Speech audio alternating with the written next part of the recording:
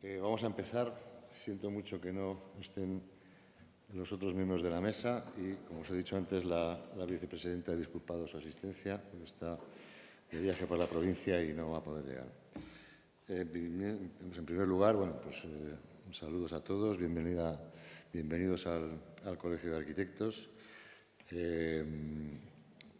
Un agradecimiento a nuestro director general de Medio Ambiente y que quiero que se lo haga extensivo a la vicepresidenta por la iniciativa y por el patrocinio de estas jornadas sobre el paisaje, que se llaman Lecciones sobre percepción, exploración y control del territorio y del paisaje.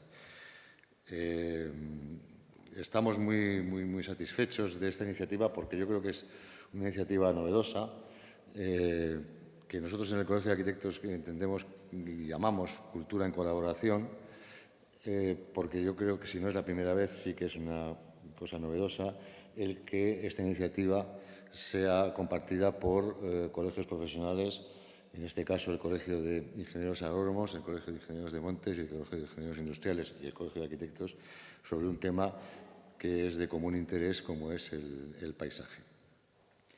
En estas jornadas se hablará de muchísimas ópticas o muchísimos inputs sobre el tema del paisaje. Quisiera hacer una pequeña reflexión personal como arquitecto sobre cuál es la óptica que los arquitectos podemos tener sobre el paisaje. El paisaje como naturaleza, ¿no? Yo creo que es un tema que me interesa más, o que es más el terreno del trabajo de otras profesiones, como pueden ser biólogos. Incluso estaba pensando en que puede ser también un tema ha sido tradicionalmente un tema de interés del arte, es decir, la naturaleza como inspiración para el arte.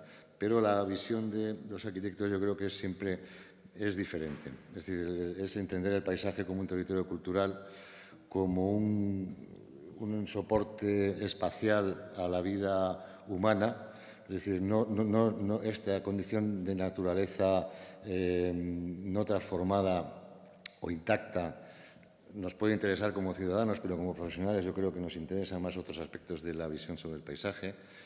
El paisaje como un lugar, el paisaje como el espacio donde se desarrolla la vida humana, con lo cual esa condición de espacio vital que comparte no solamente con el paisaje natural, sino también con el paisaje urbano, incluso también como ese documento o ese antecedente o esa premisa en la que los arquitectos podemos entender cuando nos enfrentamos a los proyectos de esa premisa o esa persistencia que nos debe preocupar y que debe ser uno de los argumentos, ¿no?, con los que nos enfrentamos al proyecto, ¿no?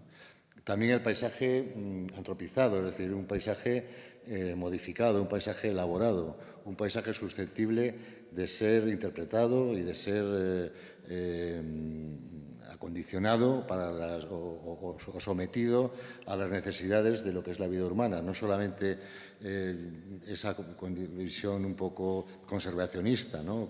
Yo no quisiera ser despectivo, un poco a veces clorofílica, ¿no? Es decir, no es tanto el paisaje como naturaleza a permanecer, sino que nos interesa más ese paisaje como un elemento susceptible de ser controlado, ¿no?, y de ser manipulado. Igualmente, el paisaje, como he dicho antes, como espacio cultural, nos parece una de las ópticas sobre el paisaje fundamentales. En ese sentido, tenemos unos muy buenísimos trabajos de compañeros arquitectos que han trabajado sobre el tema del paisaje y el territorio como espacio cultural. Sin más, darles otra vez la bienvenida. Seguro que van a ser un éxito estas jornadas y sin más le doy la palabra al decano del Colegio de Ingenieros de Montes para que les haga su presentación.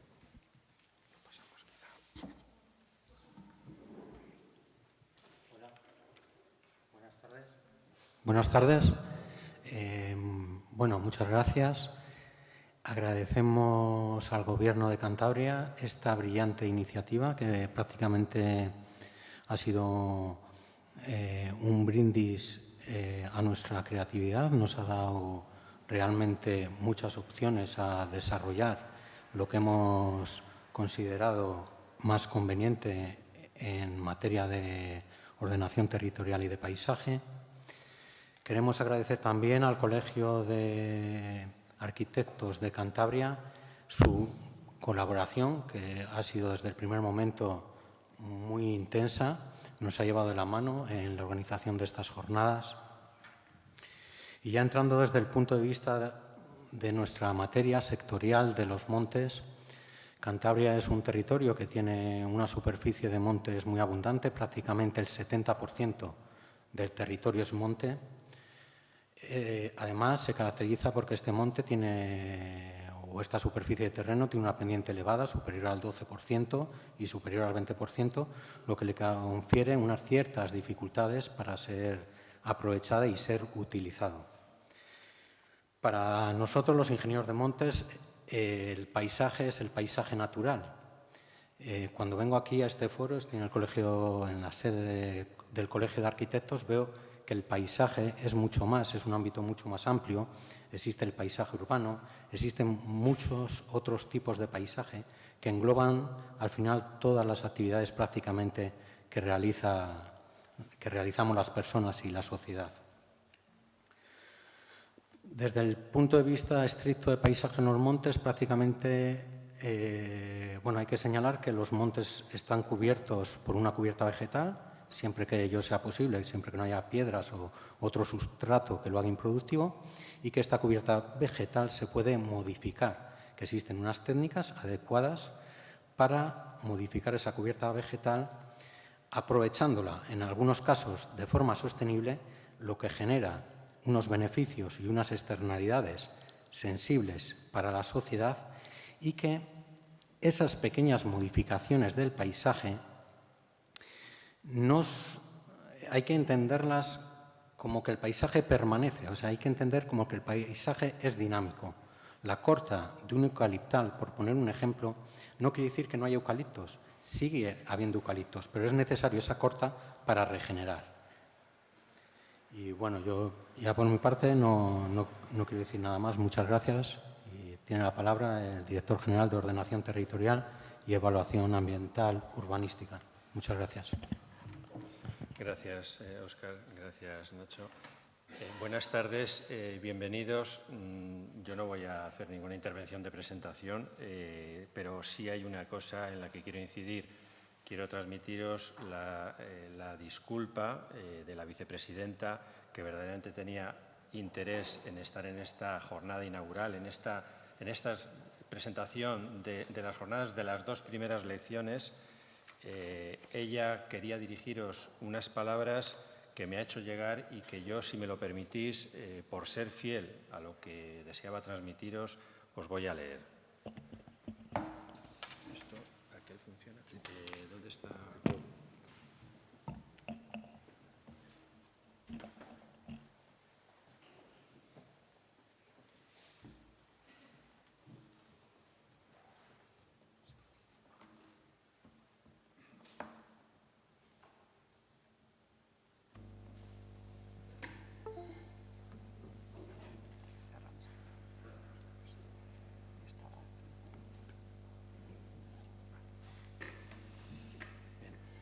Buenas tardes. Quería la vicepresidenta deciros lo que yo voy a intentar transmitiros con la mayor fidelidad posible. La Consejería viene trabajando incansablemente desde el inicio de la legislatura en dotar a la comunidad autónoma de instrumentos, tanto de planificación territorial como de protección, gestión y ordenación del paisaje. Y sabéis bien que lo viene haciendo empleando mecanismos que alienten y favorezcan la participación en su diseño y definición de todos los agentes sociales y ciudadanos que se sientan concernidos y que deseen implicarse en la creación de un territorio más sostenible para todos. En materia de ordenación del territorio y paisaje, su transversalidad hace que un amplio y variado número de colectivos profesionales desarrollen su actividad en dichos campos y tengan competencia para la realización de proyectos, estudios, informes y otro tipo de material profesional relacionados con dichas áreas. Y esa misma diversidad profesional, por otro lado, es la causa de las diferentes formaciones, enfoques, perspectivas y sensibilidades que observamos diariamente en la manera de abordar y resolver los temas territoriales y paisajísticos, y la razón fundamental de que su tratamiento requiera la conjunción de equipos multidisciplinares. Así lo hemos visto durante la elaboración del Plan Regional de Ordenación Territorial, no solo por la variedad de especialistas que aglutinaban los miembros del amplio equipo redactor, sino por la diversidad de formación y focos de interés de los agentes que nos han acompañado durante el proceso participativo del PROT, con su trabajo y colaboración en las mesas sectoriales y territoriales. En esas mesas y grupos de trabajo han tenido una presencia activa significados miembros representantes de los colegios profesionales que habéis organizado estas jornadas de debate y reflexión en torno al territorio y al paisaje, así como algunos otros, a todos los cuales quiero personalmente agradecer su esfuerzo, implicación y colaboración. El trabajo está concluido y listo para pasar a la siguiente fase. Y de la misma manera, porque así concebimos el proceso de planificación con las aportaciones de los ciudadanos y el debate abierto, estamos desarrollando los instrumentos que la Ley 4/2014 del Paisaje de Cantabria prevé. Precisamente ayer hemos dado inicio a los talleres de participación del Catálogo de Paisajes Relevantes de Cantabria. En el marco de los principios inspiradores del Convenio Europeo de Paisaje, con la voluntad de mejorar el conocimiento y gestión de nuestros paisajes y sobre una base técnica rigurosa de partida, vamos a integrar las diferentes sensibilidades de la población, de tal modo que la identificación de valores y el señalamiento de objetivos y acciones respondan tanto a criterios objetivos como a la percepción de los habitantes. Otro nuevo ejemplo de interdisciplinariedad, la misma que confiamos se produzca en esta iniciativa de los colegios de arquitectos, ingenieros agrónomos, ingenieros industriales e ingenieros de montes.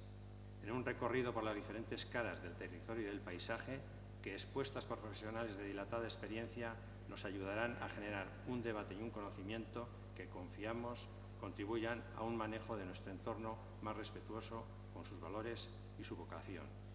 Y deseando el mayor de los éxitos a estas reflexiones, a estas lecciones, la vicepresidenta pretendía con estas palabras dar por inauguradas las jornadas y que cediésemos el turno al primero de los compañeros, de los verdaderos profesionales reconocidos que nos van a ayudar en este debate y que nos van a incitar a una reflexión más profunda y más variada en torno a estas materias, territorio y paisaje.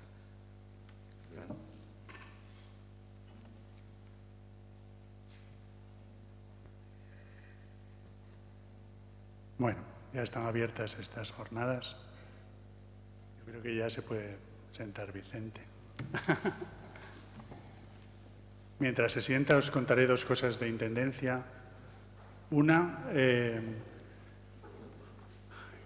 que algunos conoceréis y otros no, es que estas jornadas, aunque sean abiertas, vamos a llevar control de asistencia a aquellos que tengan la intención de asistir a todas las jornadas. Aunque no estén inscritos, lo podrán hacer en el descanso para dar continuidad y tener un diploma de reconocimiento de asistencia. Otra segunda cuestión es que, de acuerdo al programa, los arquitectos lo conocerán porque lo hemos circulado, el resto quizá no. La primera ponencia de hoy era de Miriam García. Ha tenido un pequeño accidente que la impide venir aquí. Vicente Mediavilla amablemente la ha sustituido. Esperamos que pueda venir el martes que viene, si no intentaremos hacer algún ajuste porque consideramos que Miriam es imprescindible. Y yo creo que la intentaremos colocar en el resto del curso. Y ya empezamos la jornada. Conocéis casi todos a Vicente Mediavilla. Él es letrado del Gobierno de Cantabria, es técnico urbanista. Él ha sido un actor protagonista en la breve historia de la legislación y planificación urbanística y territorial en Cantabria. Es una breve historia de 20 años y él ha sido el actor desde distintas perspectivas, tanto como gestor político como técnico, yo creo que cumpliendo ambas facetas con solvencia. y es hoy el paraguas de la legislación urbanística y planificación territorial, la Ley 2/2001 y el POL, el único instrumento de planificación territorial que tenemos en Cantabria, es fruto de esa etapa que yo creo que fue muy fértil. Él está aquí por eso y también porque ha recibido un premio del Centro de Estudios de Administración de Cantabria con un trabajo de investigación que se titula, si no me equivoco, 10 razones para ordenar territorialmente Cantabria en base al Plan de Ordenación del Litoral, que está editado. Incluso no habiendo leído el libro, solo con ese título tan explícito, yo, comparto y creo que sé, porque estuve en la presentación del libro, comparto la idea de que el POL puede ser un germen para redactar el Plan Regional de Ordenación Territorial, un Plan Regional Territorial que llevamos 20 años dando vueltas y espero que algún día consigamos articular un documento de referencia. Le cedo la palabra. ¿Se oye, no? Sí.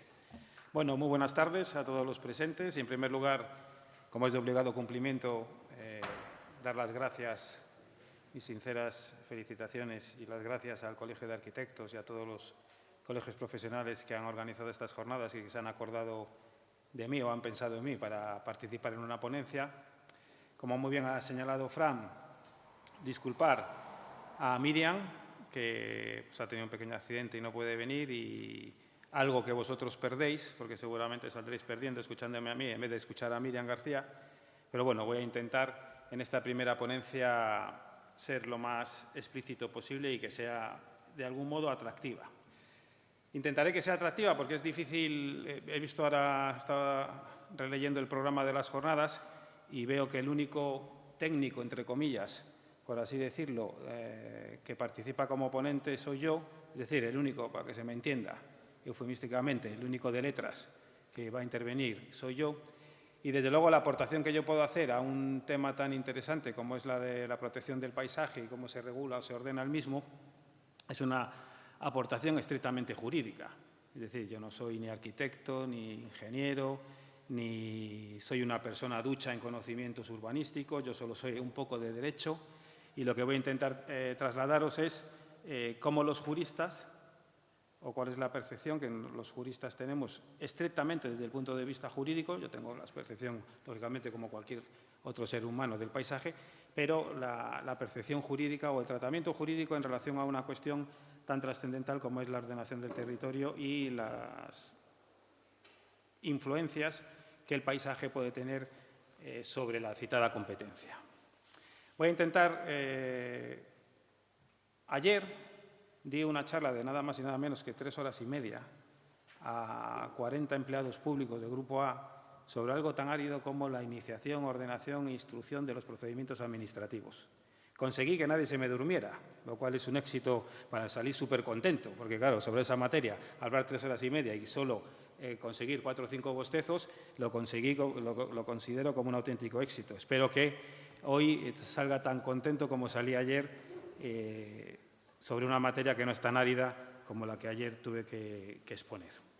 Bueno, dicho lo que he comentado y esa visión estrictamente jurídica, lo que pretendo en esta conferencia esta mañana, estaba pensando de cómo articular la misma, porque tampoco quiero hacer un exceso de información o daros un exceso de información jurídica en relación a estas cuestiones, y lo que me interesa sobre todo es que en la medida de lo posible, os voy a tutear, en la medida de lo posible os quedéis con 3 ideas. Y además, cuando aborde directamente esas ideas, cuando señalice concretamente cuáles son esas 3 ideas fuerza sobre las que pivota lo que jurídicamente entendemos como ordenación del territorio y el paisaje, haré especial hincapié. Diré, esta es una de las ideas que yo creo que merece la pena que sea retenida.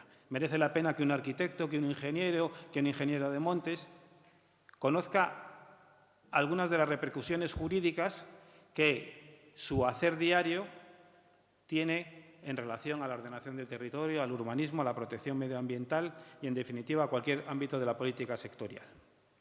Y esas tres ideas yo creo que además os van a servir no solo para la ordenación del territorio, algunas de ellas incluso va a servir para entender lo que es o cómo se fundamentan las relaciones jurídicas entre la Administración y los ciudadanos, porque es sorprendente que en pleno siglo XXI la ciudadanía no conozca cuáles son específicamente las reglas de juego cuando se relaciona con una administración pública, lo cual dice muy poco a favor de las administraciones públicas, que no han sabido desarrollar o trasladar a la ciudadanía una serie de principios que deben de conocer en todo caso, y más en un Estado de Derecho como el que felizmente es España.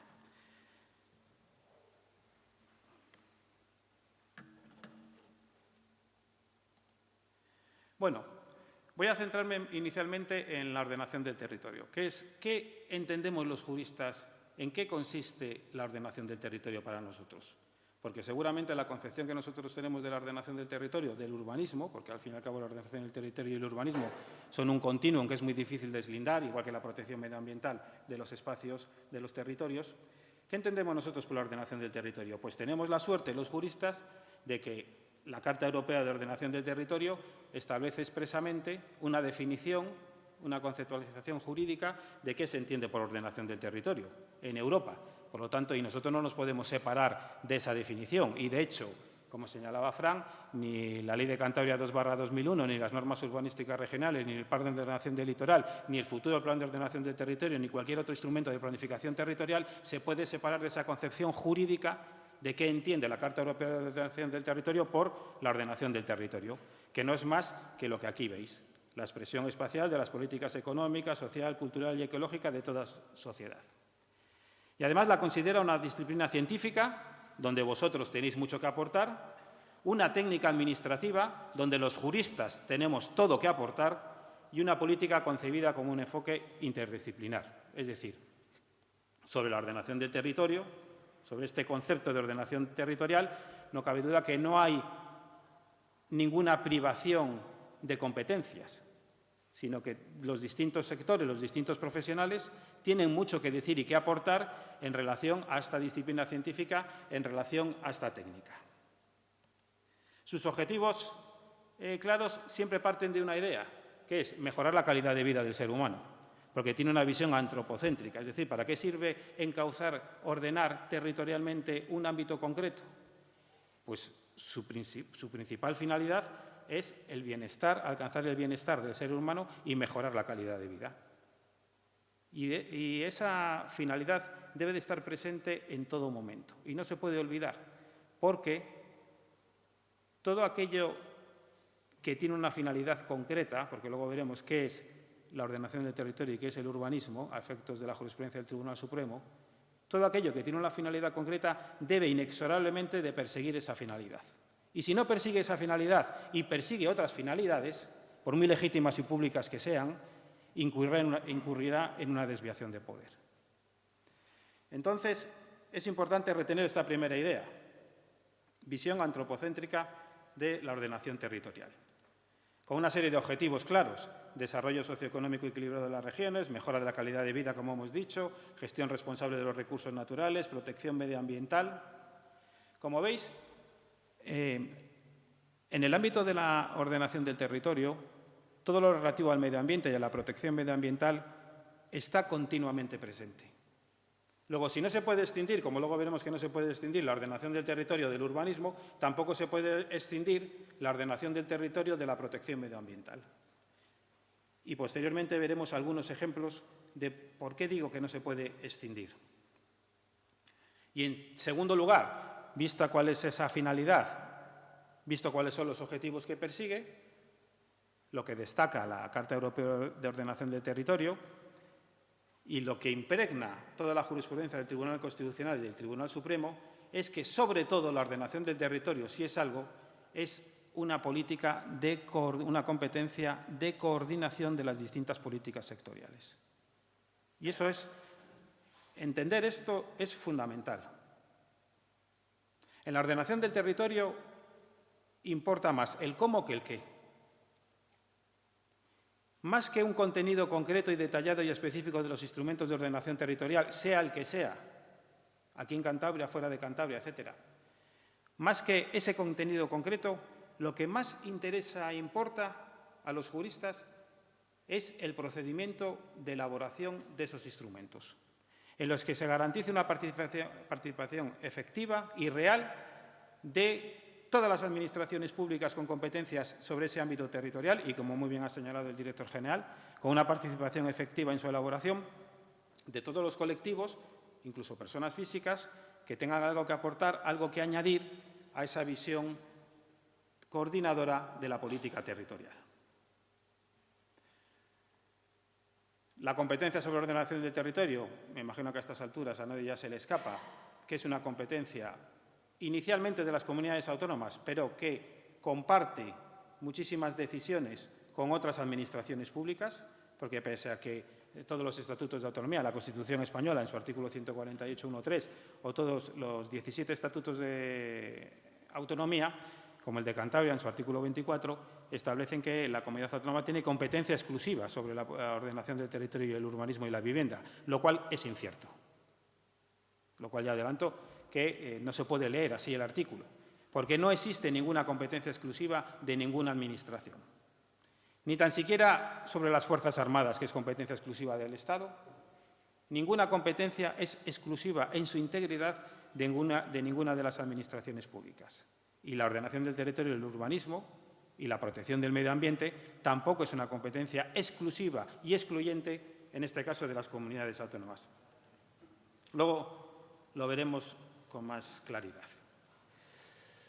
Interacción evidente con el urbanismo, es decir, la ordenación del territorio y el urbanismo son un continuum. Es impensable ordenar el territorio, impensable jurídicamente ordenar el territorio sin establecer directrices urbanísticas. Y es impensable elaborar un plan de urbanismo sin tener en cuenta directrices de ordenación del territorio, de ordenación territorial y de protección medioambiental. Por lo tanto, existe una interacción evidente entre ambas materias.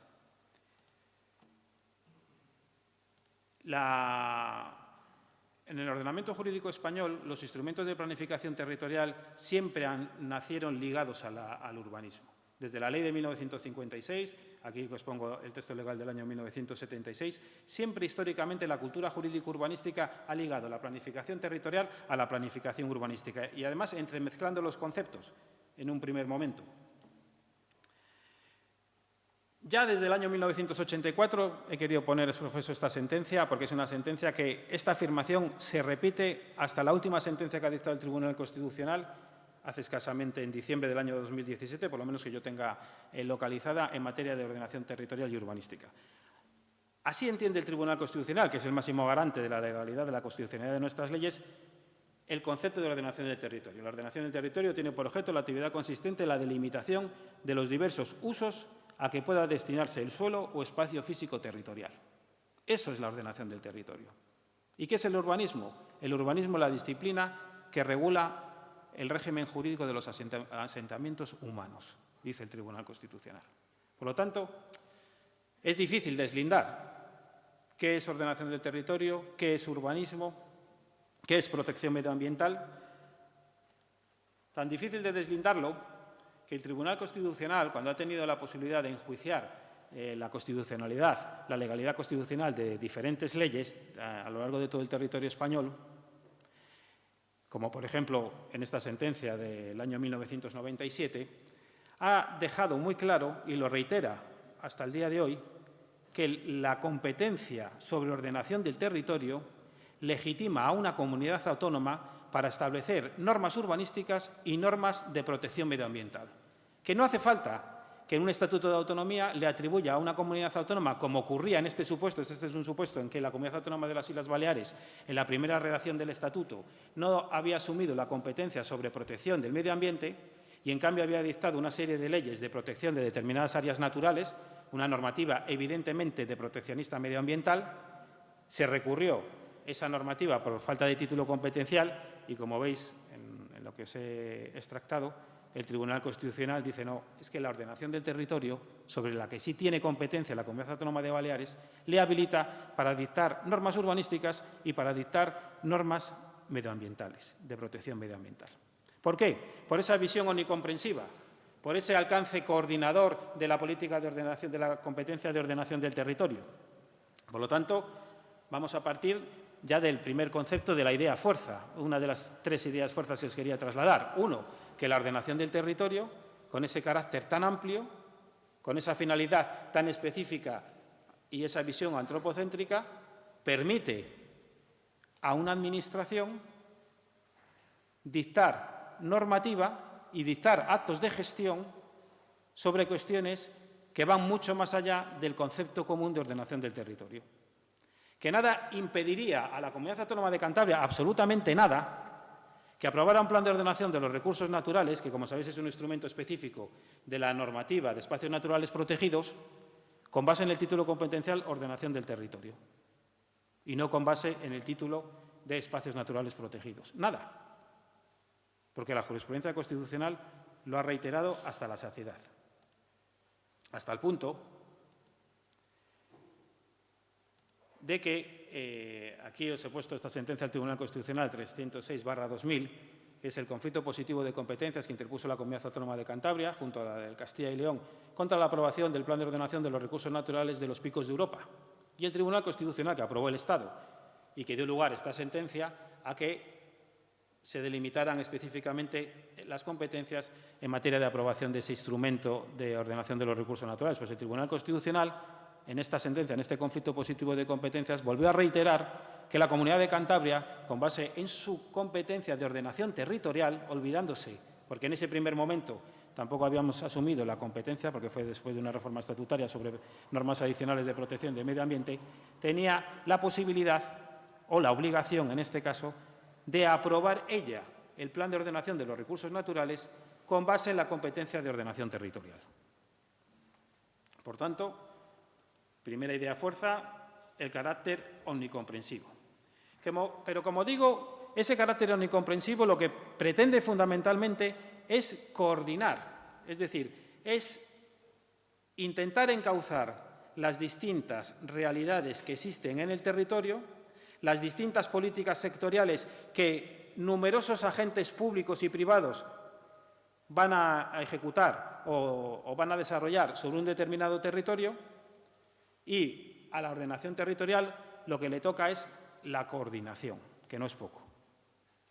Que no es poco.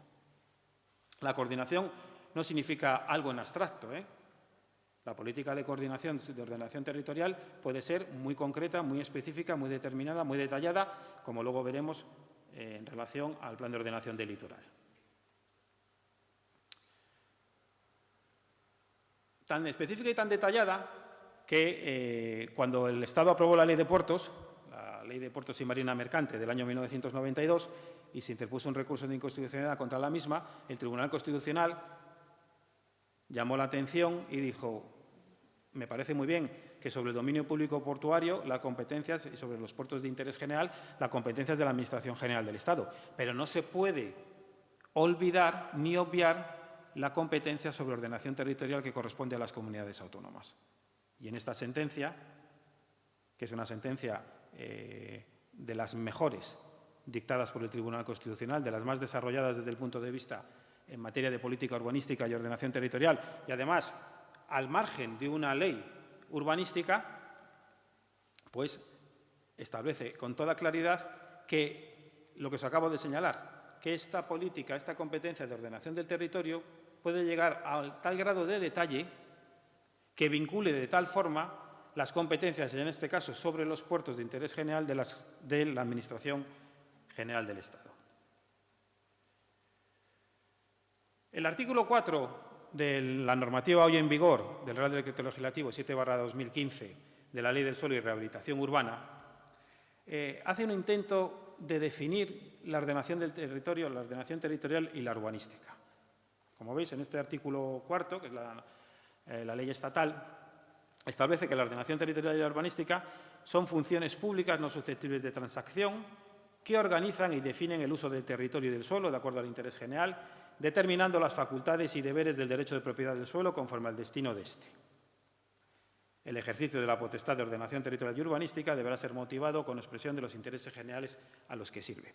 Por lo tanto, ya los juristas nos encontramos con una definición legal, no ya jurisprudencial, no ya de la Carta Europea de Ordenación Territorial, sino a nivel interno, una legislación que es básica y de obligado cumplimiento en todo el territorio español, que está hoy en vigor, pues nos define lo que es la ordenación territorial y lo que es la ordenación urbanística. Y nos dice, en primer lugar, que son funciones públicas no susceptibles de transacción. Lógico, ninguna función pública es susceptible de transacción. Está prohibido la transacción de las funciones públicas. Que tienen como contenido organizar y definir el uso del territorio, de acuerdo con el interés general. Importante concepto jurídico indeterminado. Determinando las facultades y deberes del derecho de propiedad del suelo. Esto es fundamental. Determinando las facultades y deberes del derecho de propiedad del suelo, conforme al destino de éste. Es decir, determinando ¿qué? Los derechos, las obligaciones, las potestades, las sujeciones de todos los propietarios del suelo. No solo de los públicos, también de los privados.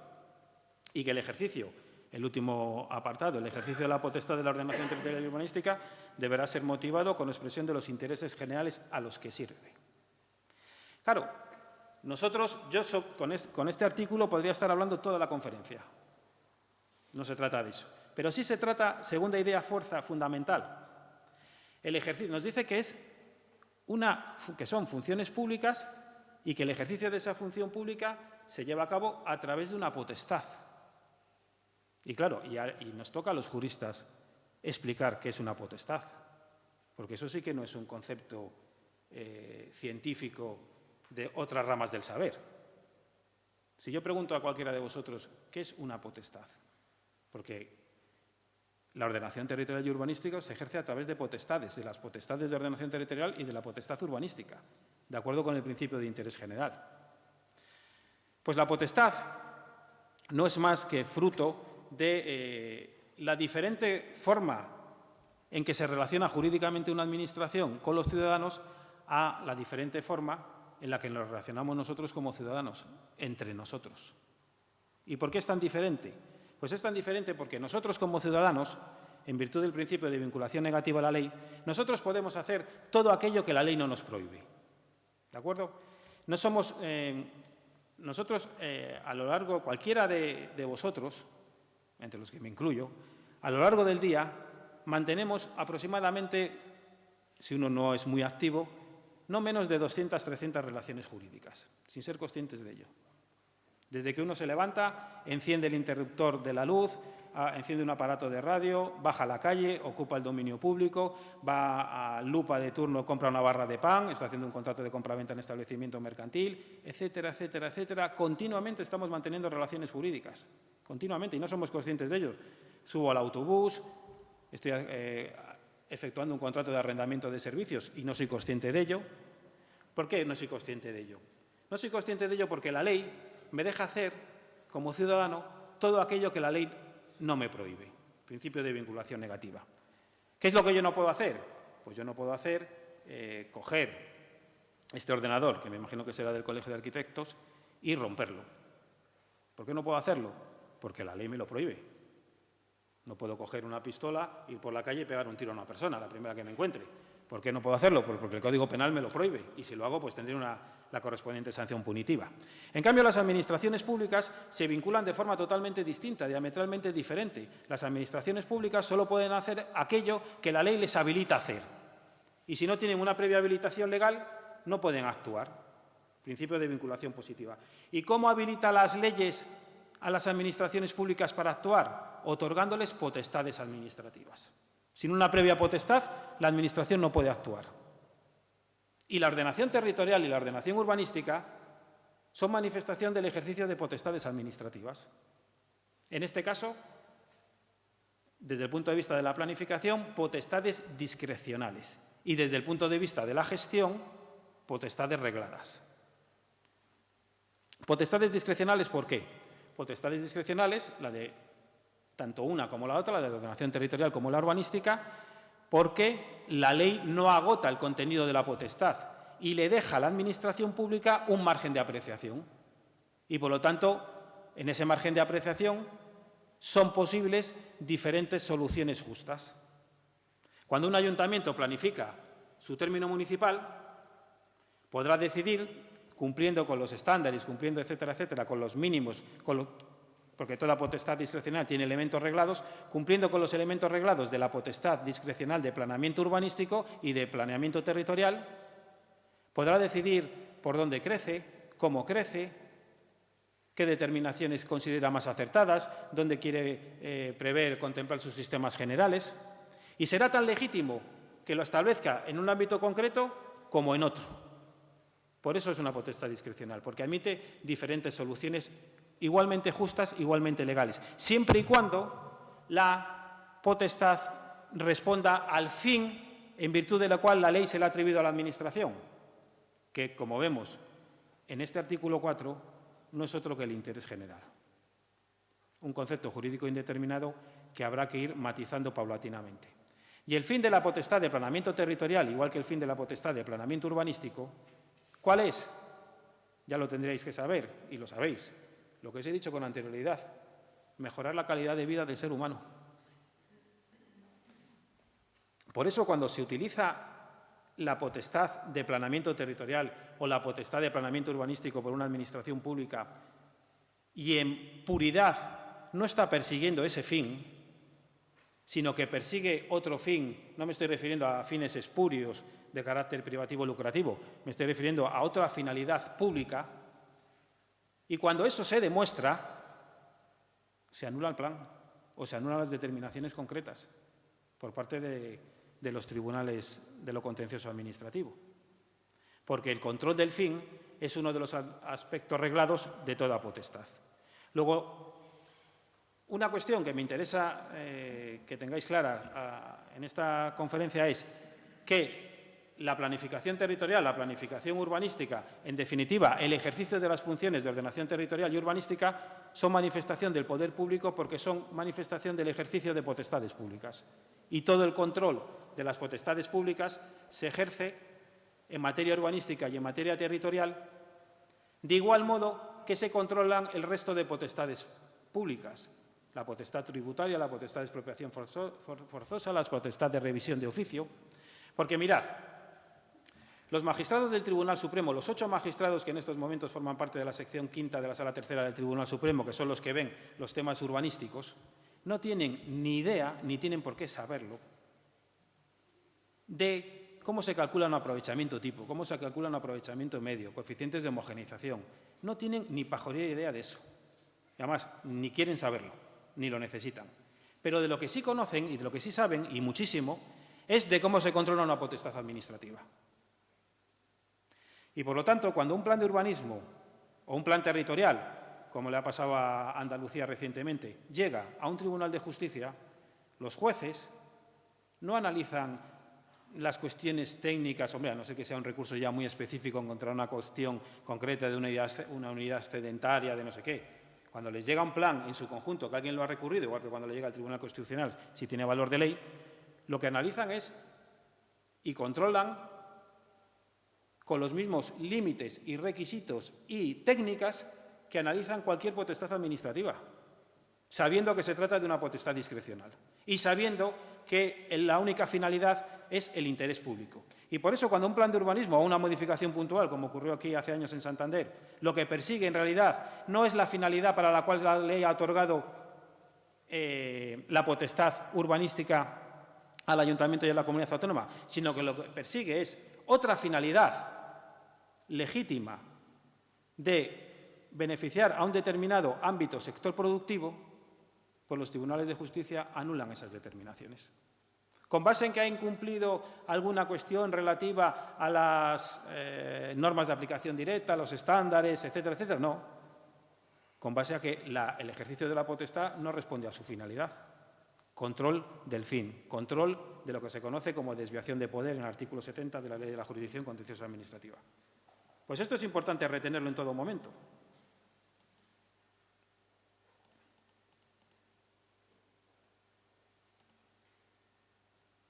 Bueno, sabiendo ya lo que es, desde el punto de vista jurídico, la ordenación del territorio, sabiendo qué entiende el Tribunal Constitucional o conociendo qué es el urbanismo, ¿cuáles son las funciones específicas de la ordenación territorial? Aquí, las funciones que debe de perseguir cualquier instrumento de ordenación territorial, aquí las he desarrollado en cuanto al Plan de Ordenación del Litoral, pero si le quitamos el adjetivo litoral, sirve para el Plan Regional de Ordenación del Territorio o para cualquier instrumento que se establezca. En primer lugar, mejorar el conocimiento específico del territorio. Para eso tiene que servir la ordenación del territorio, porque sin conocimiento previo es imposible adoptar decisiones, criterios de ordenación territorial. En segundo lugar, si ya hemos visto la estrecha relación que existe entre la ordenación del territorio y la protección medioambiental, la ordenación del territorio, y más en relación al paisaje, tiene que servir, esos instrumentos de ordenación territorial, para determinar las áreas a proteger desde el punto de vista medioambiental y desde el punto de vista paisajístico. Tiene que hacer un esfuerzo especial por concretizar en la medida de lo posible lo que seguramente habréis oído hablar, las llamadas normas de aplicación directa, ¿no? Las normas de aplicación directa son un conjunto de normativa que aparecen en las leyes.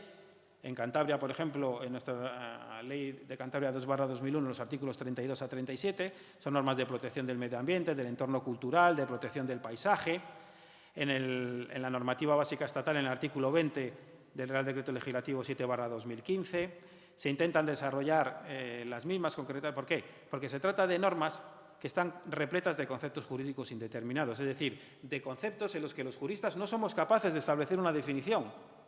Si una determinada construcción supone para que se me entienda, voy a hablar coloquialmente, un atentado paisajístico, porque me limita el campo visual, porque no me deja ver una determinada cuenca visual, etcétera, etcétera, esa determinación no puede ser jurídica, esa determinación tiene que ser técnica, imperiosamente. Lo que sí es jurídico es no las cuestiones de hecho que fundamentan la aplicación de la norma de aplicación directa, sino, como ha señalado el Tribunal Supremo, lo que sí es jurídico es la aplicación concreta de la norma de aplicación directa. Eso sí es jurídico.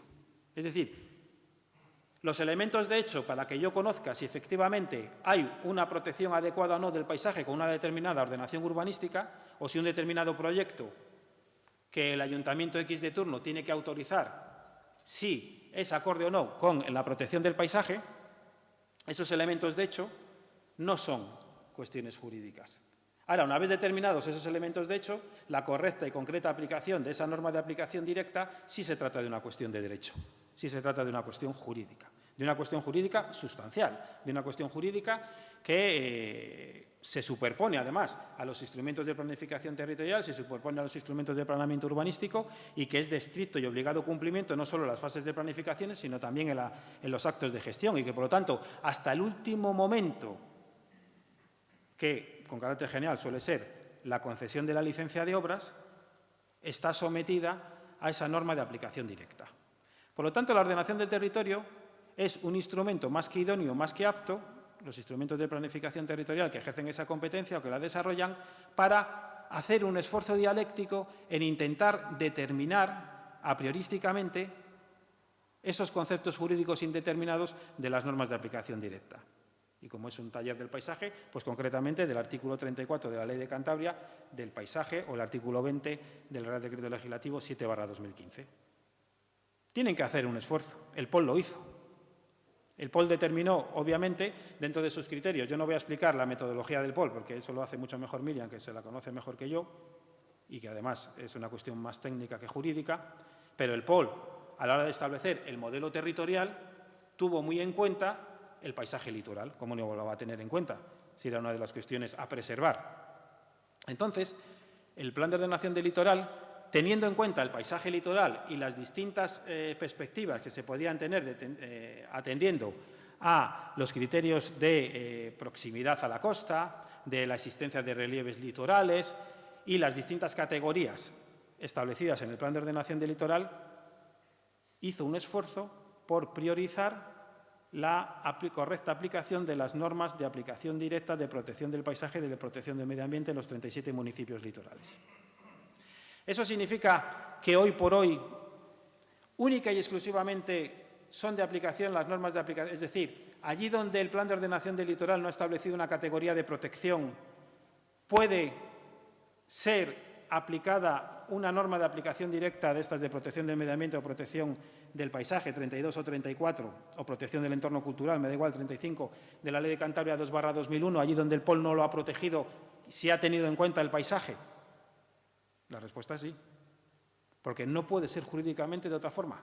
Lo que ocurre es que como ese instrumento de ordenación territorial ha tratado de forma detallada esa cuestión, la justificación de la aplicación de la norma de aplicación directa, valga la redundancia, la aplicación de esa protección del paisaje ante un acto de gestión o ante un planeamiento urbanístico, tiene que ser desarrollada, o tiene que ser, mejor dicho, fundamentada, justificada en mayor grado, modo y medida, como ha señalado el Tribunal Supremo.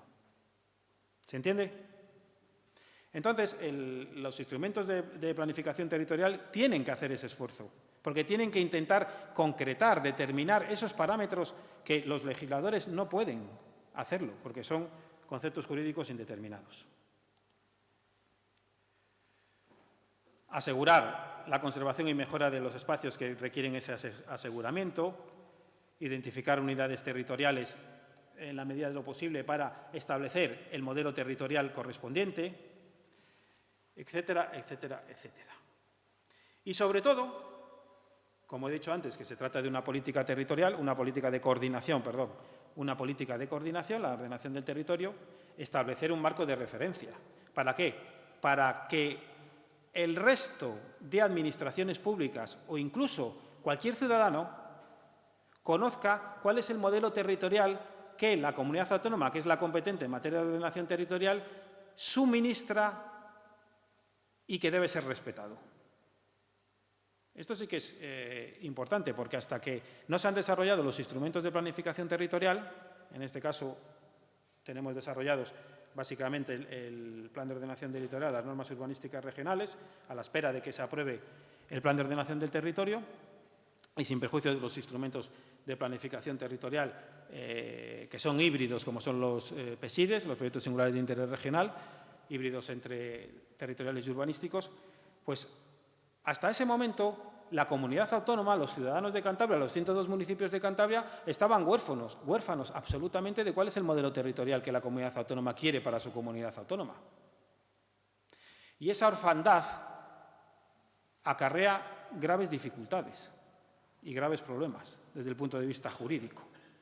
En cambio, que la comunidad autónoma desarrolle su competencia de ordenación del territorio en los 37 municipios litorales del POL, aprobando un POL que es un instrumento que es el PROT, por así decirlo, de la comarca litoral, y que se comporta además de forma intencionada y deliberada como un plan regional de ordenación del territorio de los 37 municipios litorales, pues es algo tremendamente positivo para esos 37 municipios. ¿Por qué?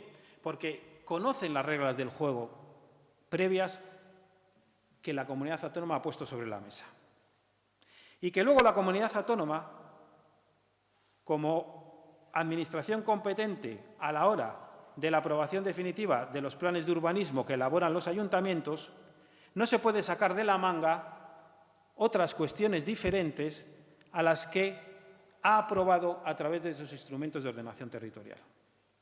Por eso es tan importante desarrollarlos. ¿Para qué? Para lo que los juristas decimos, garantizar la seguridad jurídica.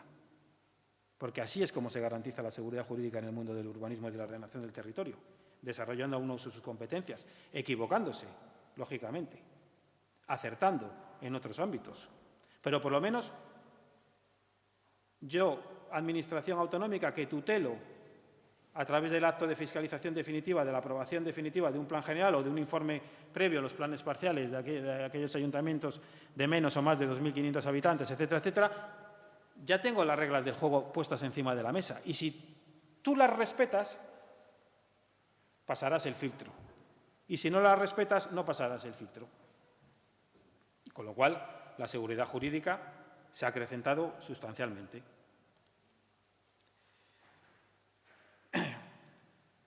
Incidir de nuevo en la coordinación administrativa y las virtualidades de estos instrumentos de planificación territorial es, aparte de la que acabo de señalar, que no es poco, fijar un modelo territorial. Es que hay una obligación, yo diría que incluso que hasta moral, de que se fije un modelo territorial concreto. ¿Cuál es el modelo territorial que se quiere aportar a la comunidad autónoma, implantar en la comunidad autónoma, que se podrá cambiar, lógicamente, con el tiempo, y, sobre todo, suministrar a los ciudadanos de nuestra comunidad autónoma? Es decir, mire, las realidades que acontecen en este ámbito territorial concreto, que yo las necesito encauzar, ¿para qué? Para preservar el interés general y el interés público. Ese encauzamiento lo hago a través de unas reglas públicas en las que usted ha tenido la posibilidad, además, de participar activamente y que son de obligado cumplimiento. Y eso es el modelo territorial. O en eso debe de consistir un modelo territorial, al menos desde el punto de vista jurídico, me estoy refiriendo. Modelos territoriales habrá miles, me imagino. Habrá miles. Pero ¿cuáles son los modelos territoriales necesarios en nuestra comunidad autónoma? ¿O el modelo territorial, desde mi punto de vista, necesario a aportar por la comunidad autónoma al resto de administraciones y de ciudadanos? El POL ya estableció las bases de un modelo territorial claro y concreto. Un modelo territorial, además, bendecido por el Tribunal Constitucional, porque fue objeto de recurso directo ante el Tribunal Constitucional, este modelo territorial. Sin perjuicio de otras determinaciones, el modelo territorial había legítimamente ayuntamientos, concretamente 16 ayuntamientos de la Comunidad Autónoma de los 37 afectados por el Plan de Ordenación del Litoral, que estaban disconformes con ese modelo territorial.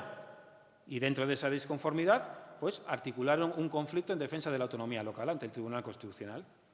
Y hubo también una serie de senadores que consideraron que el modelo territorial era también un modelo territorial inadecuado, inapropiado, inconstitucional, y articularon un recurso de inconstitucionalidad contra ese modelo territorial ante el Tribunal Constitucional. Un modelo territorial que lo que pretende, sobre todo, y yo creo que esto, por eso ese trabajo de investigación al que se refería Fran, que le cambia el nombre en la publicación, le cambia el nombre porque ahora es la ordenación territorial de los municipios costeros, el Plan de Ordenación del Litoral, y esas 10 razones para ordenar territorialmente un territorio con base en el Plan de Ordenación del Litoral de Cantabria es el último capítulo del libro. El cambio solo obedece a una política de la editorial, de que el libro para la editorial tuvo mucho atractivo, al parecer, y consideraban que era un libro perfectamente extrapolable, vendible para ellos, o que fuese objeto de venta para ellos en todo el territorio español. Y entonces, el modelo territorial se tiene que basar en proteger lo que sea digno de protección, y ahí sí que no se puede andar con medias tintas, desde mi punto de vista. Si efectivamente los estudios paisajísticos, los estudios de todo tipo que deben de preceder a todo instrumento de ordenación territorial, como los que se han elaborado para el Plan Regional de Ordenación del Territorio y se elaboraron también para el POL y para la ASNUR, si esos estudios efectivamente determinan que un ámbito concreto, por las singularidades del mismo, y yo parto de que esos estudios son científicamente más que correctos, necesita ser protegido, pues ese modelo territorial tiene que articular un régimen jurídico estricto de protección. Y por eso tiene que haber inexorablemente, indefectiblemente, ámbitos con un régimen jurídico de jus cogens, de normas directas que protejan esos territorios singulares. Y por lo tanto el modelo territorial ya parte de que una parte del territorio va a estar protegida. ¿Protegida por qué? Porque el interés público, el interés general, a lo que se debe la potestad de planificación territorial, exige su protección. Y junto a ese ámbito protegido, voy a ir deprisa porque no merece la pena que nos detengamos en las distintas categorías, porque no se trata aquí de hablar solo del POL, sino en general, junto a ese régimen jurídico tan estricto que deriva de un régimen protector de jus cogens, como digo, tiene que haber, en cambio, otras zonas, indefectiblemente, porque no se va a proteger todo, cuando se protege todo no se acaba protegiendo nada desde el punto de vista jurídico, otras zonas en las que, preservando ese modelo territorial que yo quiero suministrar, faculte, posibilite, encauce los desarrollos urbanísticos de todo tipo y de los distintos sectores, indefectiblemente. ¿Y cómo se comporta el modelo territorial aquí, en esta segunda zona del modelo territorial que yo propongo, me estoy refiriendo, que la comunidad autónoma propone, pues se tiene que comportar jurídicamente de un modo diferente al anterior. Porque si no se comporta jurídicamente de un modo distinto, será inconstitucional. ¿Y qué significa ese comportamiento diferente? Pues significa que no pueden establecerse normas de ius cogens de directa aplicación que se impongan a las determinaciones urbanísticas, sino que lo que hay que establecer son criterios de ordenación territorial, pero criterios que vinculan al planeamiento urbanístico. Y criterios que en algunos casos no significa lo abstracto frente a lo concreto, el establecer criterios.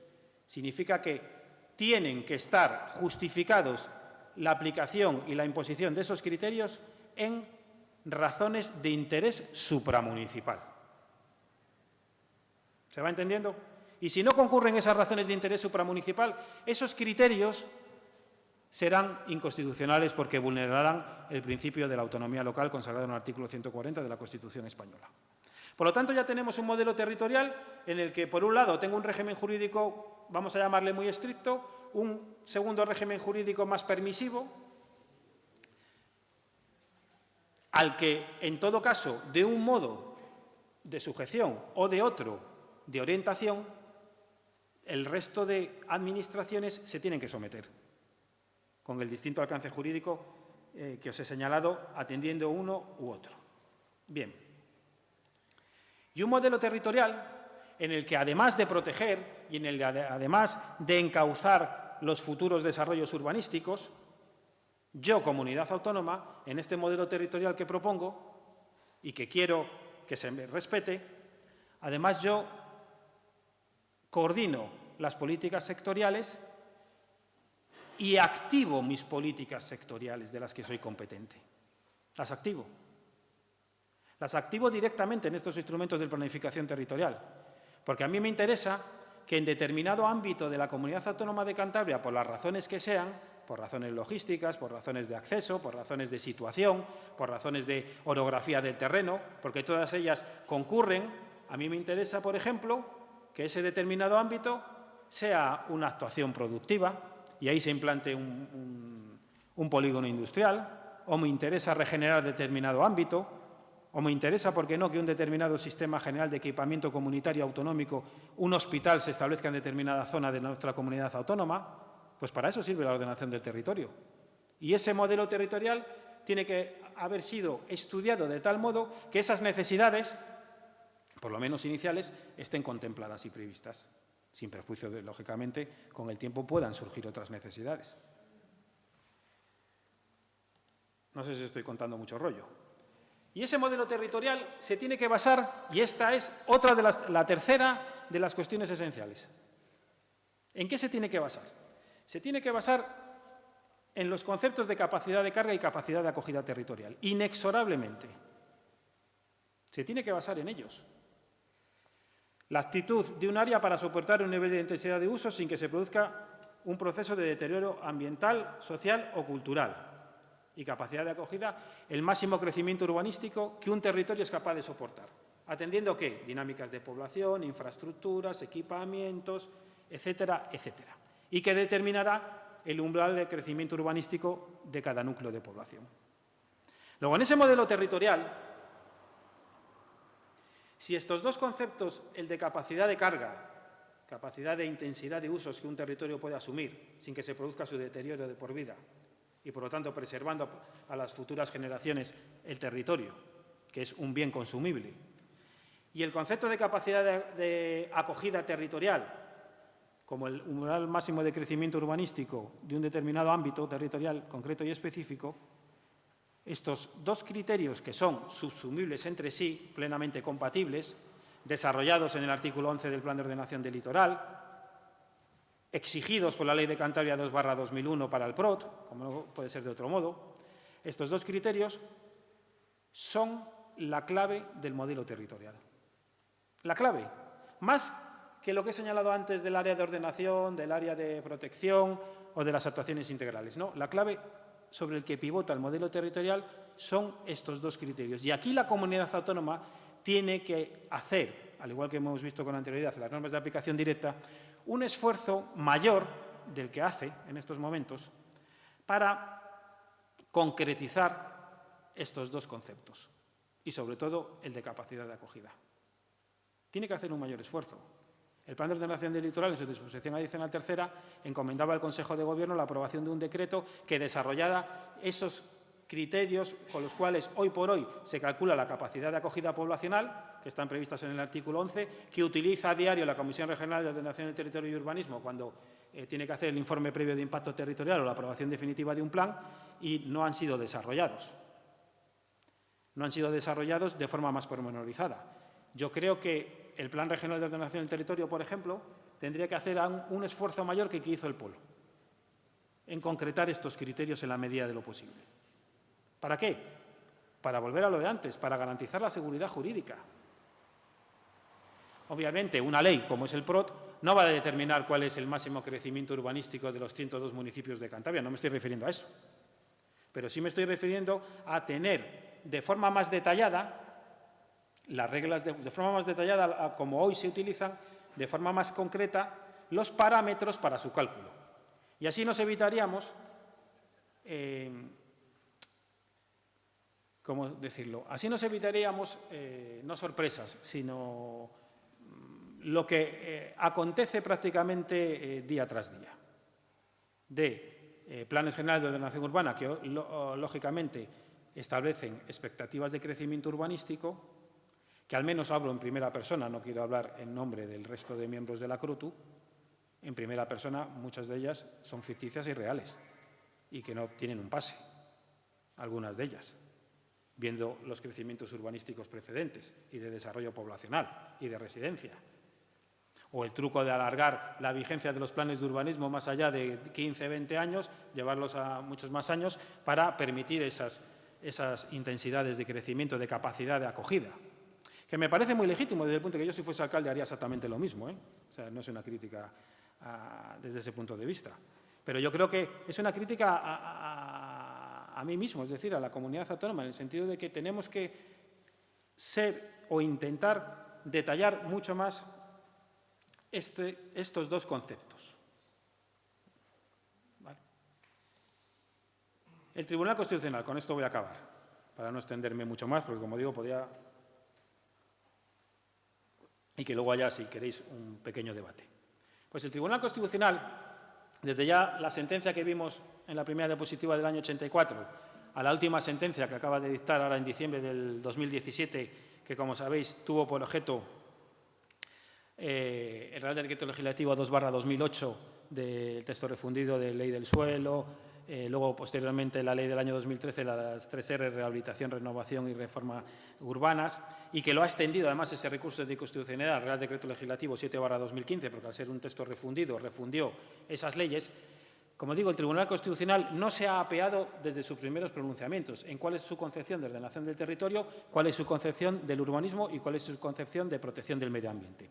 Y las dos sentencias que dictó en relación al Plan de Ordenación del Litoral, la 57/2015 y la 92/2015, pues mantienen esa línea. ¿La virtualidad de estas sentencias cuál es? La virtualidad de estas sentencias es que el Tribunal Constitucional, en estas dos sentencias, sí que, a diferencia de otras, que cuando analiza temas urbanísticos y de ordenación territorial, a diferencia de otras, sí que hace un esfuerzo sustancial por intentar, a base de examinar artículo a artículo impugnado del Plan de Ordenación del Litoral, un esfuerzo por entender si efectivamente, y dictaminar si efectivamente y fallar, si realmente había presencia o no de esos intereses supramunicipales que justifican la aprobación de criterios de ordenación territorial por parte de una comunidad autónoma. Es decir, de validar o no, en definitiva, el modelo territorial. Esa es la gran virtualidad de estas dos sentencias, a diferencia de otras sentencias que no se lo plantea el Tribunal Constitucional porque no es objeto concreto de enjuiciamiento. Y veréis, el Tribunal Constitucional en estas dos sentencias señala, en primer lugar. Lógicamente, el POL tenía una serie de límites a priorísticos, muy claros, es decir, el POL y cualquier instrumento de ordenación territorial.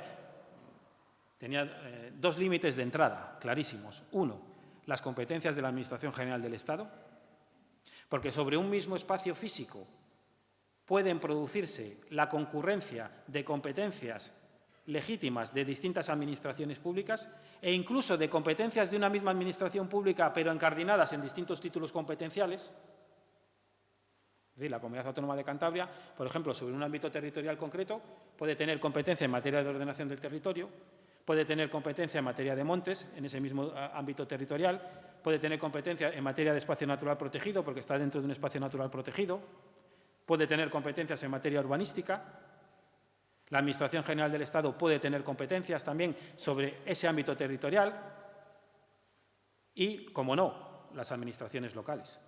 Luego, por lo tanto, el primer límite son las competencias del resto de entidades. Las competencias de la Administración del Estado, importantísimas en el ámbito, por ejemplo, del litoral. ¿Por qué? Porque el dominio público marítimo terrestre, el titular es el Estado, artículo 132 de la Constitución española. Y, por lo tanto, ya ha dicho el Tribunal Constitucional que el título de propiedad no es un título competencial, pero sí de ese título de propiedad se derivan funciones concretas de protección, de preservación por parte del titular. Por lo tanto, teníamos que respetar, igual que el PRO tendrá que respetar las competencias estatales. Y, en segundo lugar, las competencias de los 102 municipios de la comunidad autónoma tendrá que respetar, igual que el POL tenía que respetar las competencias urbanísticas y de otras índoles de los 37 municipios litorales que están afectados por el ámbito territorial del POL. ¿Y qué es eso de la autonomía local? ¿No? Porque todo el mundo habla, la autonomía local, el POL viola la autonomía local, o esto no lo puede hacer la comunidad autónoma o el Estado porque infringe la autonomía local. Está todos los días en los medios de comunicación, todos los días en las televisiones, sale el alcalde de turno diciendo yo no voy a consentir que esta carretera pase por aquí o que me pongan este vertedero o esta cárcel. Hace poco había una gran polémica, aquí en Cantabria, en relación a la instalación de un centro penitenciario y salía el alcalde. No vamos a permitir, en virtud del principio de autonomía local, que nos pongan aquí la cárcel. Pues lo va a permitir. La autonomía local no es más, nada más ni nada menos, artículo 140 de la Constitución española, no es más que un principio jurídico, una garantía institucional, en virtud de la cual, o en virtud del cual, se debe de preservar en todo caso la posibilidad de que las administraciones locales, los legítimos representantes de las administraciones locales, ayuntamientos, juntas vecinales, entidades locales menores, puedan participar en la toma de decisión de aquellas cuestiones que afecten a su municipio. Ahora bien, la intensidad de esa participación no está prefigurada legalmente. ¿Por qué? Porque la autonomía local es un principio de determinación jurídico-legal. Es decir, son las leyes las que deben de determinar cuál es el alcance de esa participación efectiva de las administraciones locales en esa toma de decisiones que adopta otra administración pública, que tiene un interés supramunicipal sobre ese ámbito. ¿Vale? En eso consiste la autonomía local. Claro, ¿cómo se perfila eso? Es supuesto a supuesto, caso a caso, porque no hay una predeterminación legal jurídica de la autonomía local. El Tribunal Constitucional incluso llegó a decir, ante una ley de la Comunidad de Aragón, llegó a decir que de eso nada, que eso de que un ayuntamiento tenga que aprobar sí o sí un plan parcial, no hablo de un plan general de ordenación urbana, un plan parcial o incluso un plan especial de reforma interior, que eso no es la autonomía local. Que pudiera ser perfectamente válida una ley autonómica que dijera que todos los planes parciales, que los planes especiales de reforma interior, cuando presentan un interés supramunicipal, la competencia sea aprobatoria de la comunidad autónoma. Que la autonomía local no consagra una congelación competencial de los ayuntamientos en ese sentido, que así no se entiende la autonomía local, sino que la autonomía local es que dentro de ese procedimiento el ayuntamiento participe. Esa participación en algunos casos será decisoria y esa participación en algunos casos será meramente consultiva, con la importancia que eso tiene y que debe de tener, lógicamente. La capacidad de acogida. Como os he dicho, la capacidad de acogida y capacidad de carga era el concepto fundamental, o es el concepto fundamental sobre el que debe de pivotar, sobre el que pivota el modelo territorial del POL y sobre el que debe de pivotar inexorablemente el modelo territorial del futuro Plan Regional de Ordenación del Territorio. Fue atacado directamente ese concepto de capacidad, tanto uno como el otro, capacidad de acogida y capacidad de carga. Pues bien, en las sentencias estas del Tribunal Constitucional, la 57 y la 92-2015, dedican un fundamento jurídico extenso a ese ataque, por así decirlo, estoy hablando coloquialmente, al modelo territorial y al concepto de capacidad de acogida. Pero claro, si el Tribunal Constitucional se hubiera cargado, hubiera anulado el concepto, tal y como se entendió, de capacidad de carga y de capacidad de acogida, cualquiera de los dos, se hubiera desmoronado el Plan de Ordenación del Litoral. Ya nada tendría sentido. Aunque se hubiera salvaguardado y declarado constitucionales el resto de disposiciones, nada hubiera tenido sentido. Tercer ítem que hay que llevarse a casa. Esto es textual de la sentencia del Tribunal Constitucional. Existe siempre un interés supramunicipal en las decisiones sobre el cómo, cuándo y dónde deben surgir o desarrollarse los asentamientos humanos. Ese interés es el que está presente en la consideración de capacidad de acogida.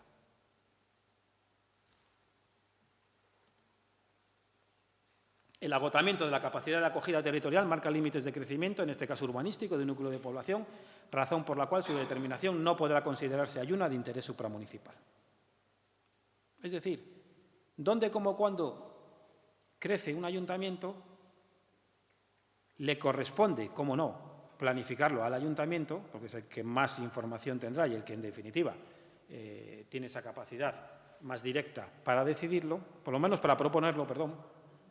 Pero, a partir de esa propuesta, que tiene que estar fundamentada, que tiene que estar motivada, como es lógico, existe un interés supramunicipal más allá del concreto ámbito territorial del municipio de turno, un interés supramunicipal que legitima positivamente a la comunidad autónoma para controlar, no es un control genérico que están prohibidos, sino para controlar específicamente ese umbral de crecimiento.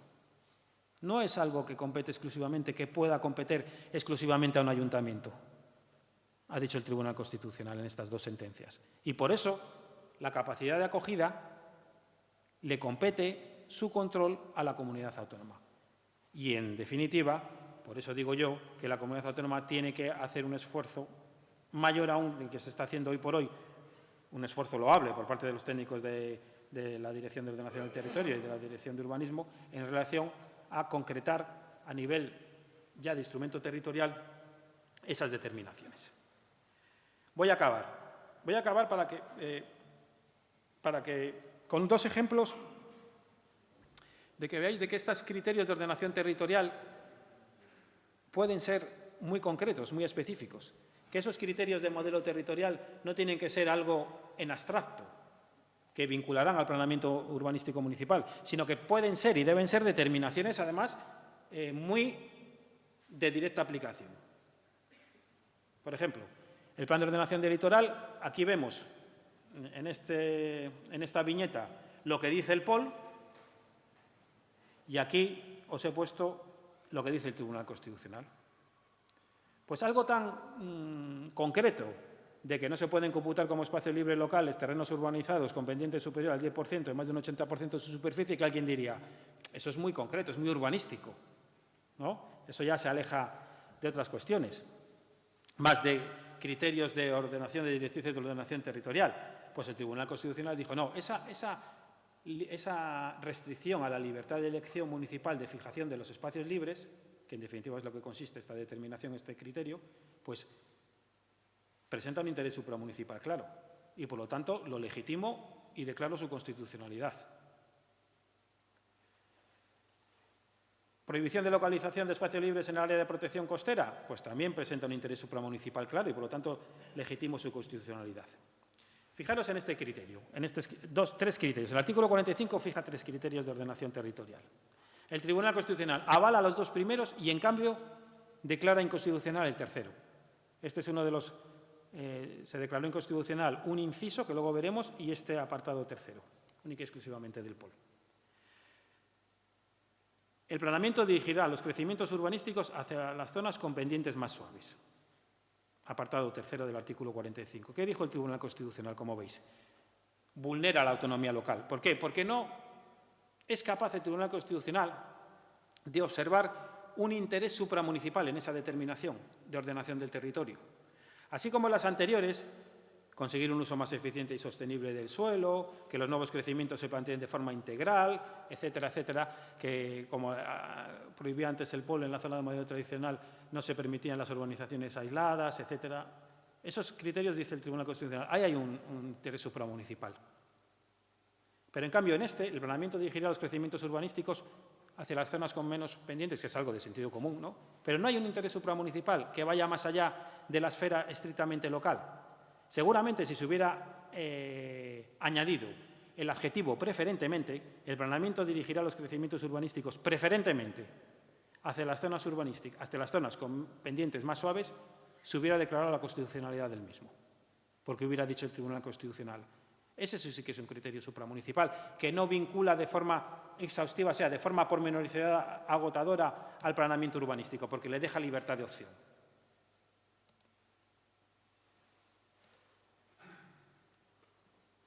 O, por ejemplo, y este ya es el último ejemplo, el último supuesto, y finalizo.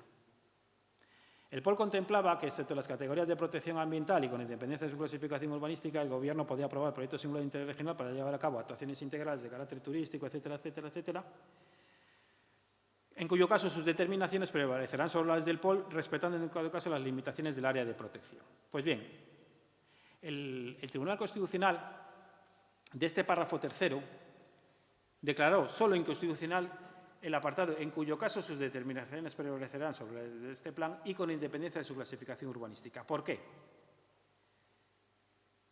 Porque, y es difícil de explicarlo, porque ahora veremos cómo a continuación, quedaros con prevalecerán, sus determinaciones prevalecerán sobre las de este plan y con independencia de su clasificación urbanística, porque el 51.4 decía lo mismo con independencia de su clasificación urbanística y en cambio no lo anuló. La misma expresión, el Tribunal Constitucional la anula en un artículo y la declara constitucional en otro artículo. ¿Por qué? Porque en este apartado tercero no encuentra la justificación del interés supramunicipal, el Tribunal Constitucional. ¿Sabes? En este caso, la independencia de su clasificación urbanística, el Tribunal Constitucional entendió que cuando un instrumento de planificación territorial vincula de tal modo a los ayuntamientos y a la potestad de planeamiento urbanístico municipal, que lo hace de forma tan detallada, tan agotadora, que no le deja margen de maniobra y que, por lo tanto, está ya predeterminando la clasificación urbanística de ese suelo, sí o sí, eso no presenta interés supramunicipal, porque no puede hacerlo en esos criterios de ordenación territorial. Pero, en cambio, porque no hay ningún factor relevante que lo justifique. Pero cuando ese factor relevante supramunicipal que lo justifique sí aparece, como en este caso, dice, esto sí que presenta un interés supramunicipal. ¿Por qué? Porque aquí el interés supramunicipal es la visión autonómica de protección del medio ambiente. Y entonces sí. ¿Veis la diferencia, no?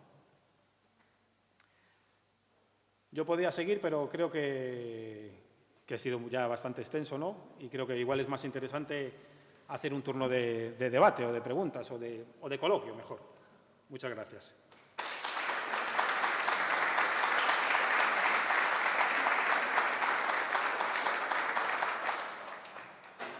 Si alguien quiere hacer alguna pregunta, sí.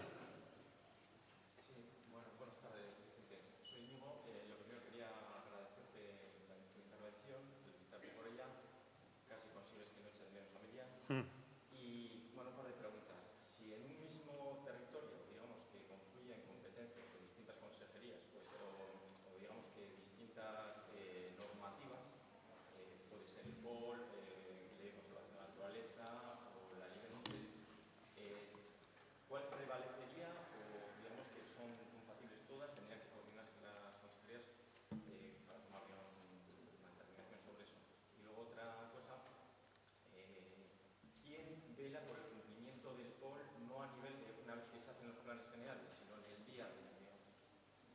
La segunda es muy fácil. Las administraciones públicas tienen la obligación de velar por su cumplimiento. Es decir, en general, la administración pública, cualquiera de ellas, cuando está ejercitando cualquier competencia que tenga una incidencia sobre el territorio, y en este caso sobre los 37 municipios litorales, tienen la obligación de velar por el cumplimiento no solo del POL, de cualquier ley. Es decir, es que el POL no deja de ser en este caso una normativa, una ley, que como tal las administraciones públicas están vinculadas a su preservación y, por lo tanto, a que no se haga nada en contra de esa ley. Debería haber concretado más. Yo, por ejemplo, trabajo de medio natural y para velar por el cumplimiento de las normativas medioambientales, pues existe este cuerpo. Digamos que dentro de otras consejerías existe determinados cuerpos y demás, gente que se dedica a ello. Bueno, tú te refieres ya... estaba pensando en la administración en su conjunto.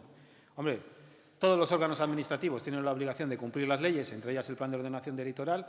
Se creó la figura de los inspectores urbanísticos también con esa finalidad de dar estricto cumplimiento a la normativa territorial y urbanística de la Comunidad Autónoma de Cantabria, no concreta y específicamente del POL, sino también, sobre todo en el ámbito del suelo rústico, se estaba pensando cuando se configuraran esos puestos de trabajo, y pues la Dirección General de Urbanismo, la Dirección General de Ordenación del Territorio, es decir, todos los órganos con competencias en la materia tienen que velar por el estricto cumplimiento del Plan de Ordenación del Litoral, igual que por el estricto cumplimiento de la Ley de Cantabria 2/2001, y para eso no deja de ser una ley en la cual cualquier ciudadano puede poner de manifiesto el incumplimiento de la misma a través de una denuncia, ¿no? Artículo 62 de la Ley 39/2015 de procedimiento administrativo, incoarse un procedimiento, bien a instancia de parte o de oficio por parte de la Administración pública. O sea que el POL no deja de ser una ley, por lo tanto, las leyes vinculan a las administraciones públicas y tienen que preservarlas. Pero bueno, el POL, como la Ley de Montes, como la Ley de Carreteras, etcétera, etcétera. Luego, en segundo lugar, que sobre un territorio pueden operar distintas competencias y distintas administraciones públicas, indefectiblemente. Y, de hecho, es difícil que no sea así. Es difícil que no sea así. ¿Cómo se articulan las distintas competencias? Eso lo trato yo en el libro, porque el Tribunal Constitucional ha tenido la ocasión de dictar al menos 3 sentencias en esa materia, en relación a esta cuestión. ¿Cómo lo articula? ¿O cómo se debe de articular? Pues se debe de articular en primer lugar, a través del principio de lealtad institucional y de colaboración administrativa. Es decir, eso de entrada. Y de ser respetuoso cada administración con las competencias del otro. Por ejemplo, en el ámbito del litoral es muy claro. Es decir, la Administración General del Estado tiene competencias porque es la titular del dominio público marítimo terrestre.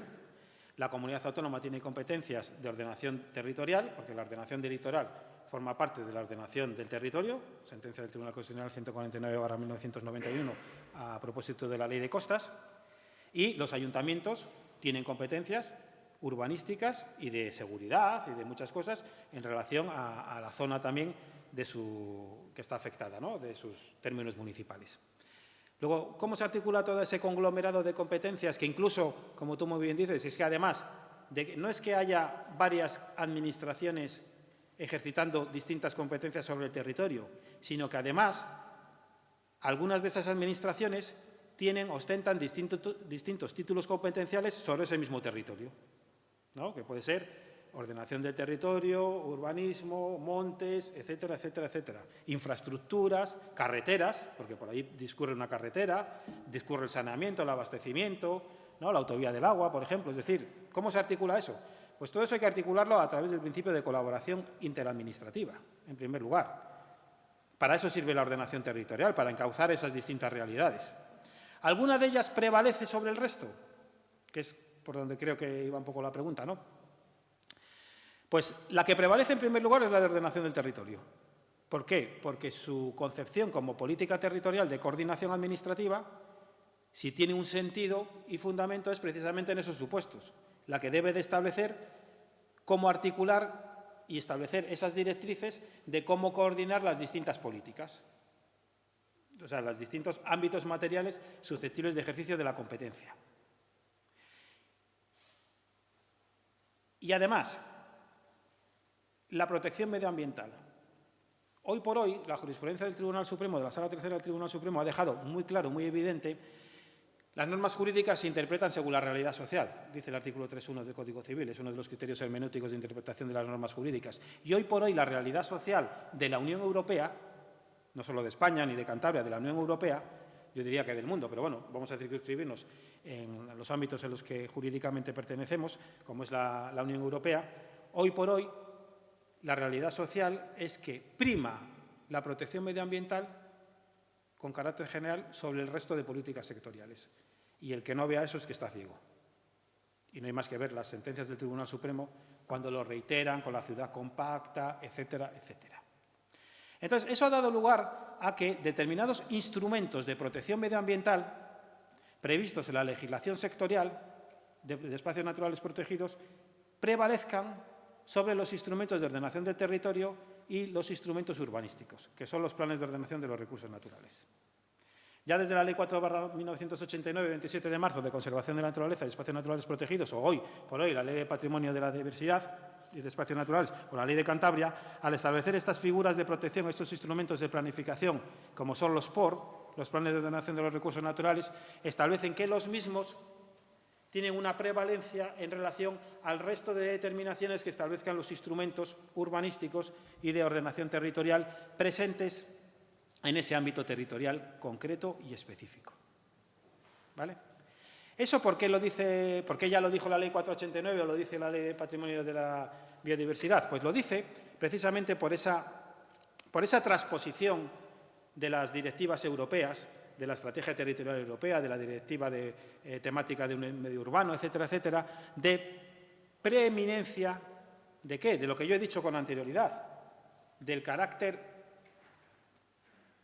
conservacionista, del carácter de preservar la calidad de vida de los ciudadanos que tiene todo el ámbito sectorial de las distintas administraciones públicas.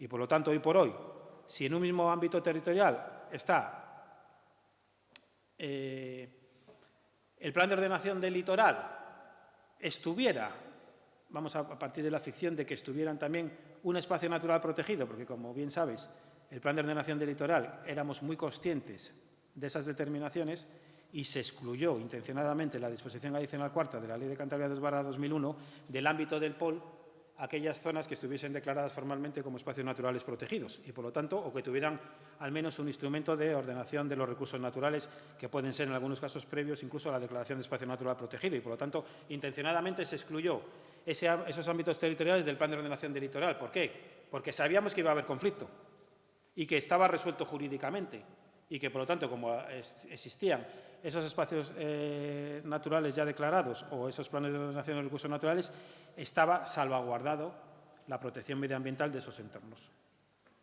Más discusión podríamos tener en relación a los lugares de importancia comunitaria, pero bueno, eso es otro tema. ¿Más preguntas?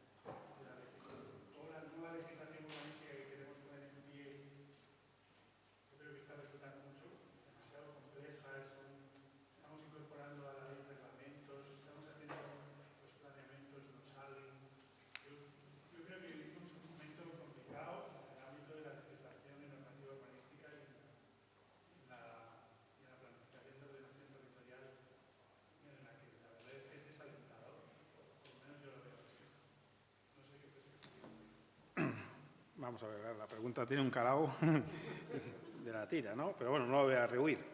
Ahora ya me despojo de mi condición de letrado del Gobierno de Cantabria, que quede claro, y de mi condición de funcionario del Gobierno de Cantabria, ¿no? Me acojo a mi condición de ciudadano, ¿no? Y bueno, yo con todo lo que has dicho, pues coincido plenamente, Fran, como no puede ser de otra forma, además, yo creo que es de sentido común. Yo creo que cuando se elaboró el proyecto de ley de Cantabria 2/2001 y luego se aprobó la ley de Cantabria 2/2001, y como estuve en ese proceso de elaboración del anteproyecto y luego además formé parte de, porque se pactó la ley en el Parlamento, cosa que es más que loable, ¿no? Los 3 grupos parlamentarios que había en esos momentos en el Parlamento de Cantabria, los 3, se aprobó por unanimidad y tuve la ocasión de formar parte de esa comisión. Yo no era diputado en aquel momento, pero tuvieron a bien nombrarme. Y la visión que se tenía en ese momento, en el año 2001, era, en primer lugar, era imperioso, se tenía como primer objetivo fundamental aprobar el Plan de Ordenación del Litoral para proteger la zona litoral de Cantabria, para salvaguardar de determinadas y conocidas, me imagino que por todos, agresiones urbanísticas que se estaban produciendo en la costa de nuestra comunidad autónoma. Y, por lo tanto, se quiso intencionadamente fijar un régimen jurídico especial en la disposición adicional 4ª, porque las disposiciones adicionales de las leyes son las que establecen regímenes jurídicos especiales para el Plan de Ordenación del Litoral. Eso sí, de forma intencionada, equiparándolo a todos los efectos al Plan Regional de Ordenación del Territorio. Equiparándolo, que el POL se pudiera comportar no como un instrumento solo de protección efectiva integral de la costa, que tenía que comportarse así, sino también como un instrumento de ordenación territorial, fijando un modelo territorial para esos 37 municipios litorales. Una vez aprobada la ley, pues la comunidad autónoma en su conjunto pues, se puso a trabajar muy intensamente en el Plan de Ordenación del Litoral. Hubo un primer intento del Plan de Ordenación del Litoral que tenía sus virtudes, no cabe duda, y sus defectos, como tiene el Plan de Ordenación del Litoral que se aprobó en el año 2004. Comenzó una nueva legislatura en el año 2003, ¿no?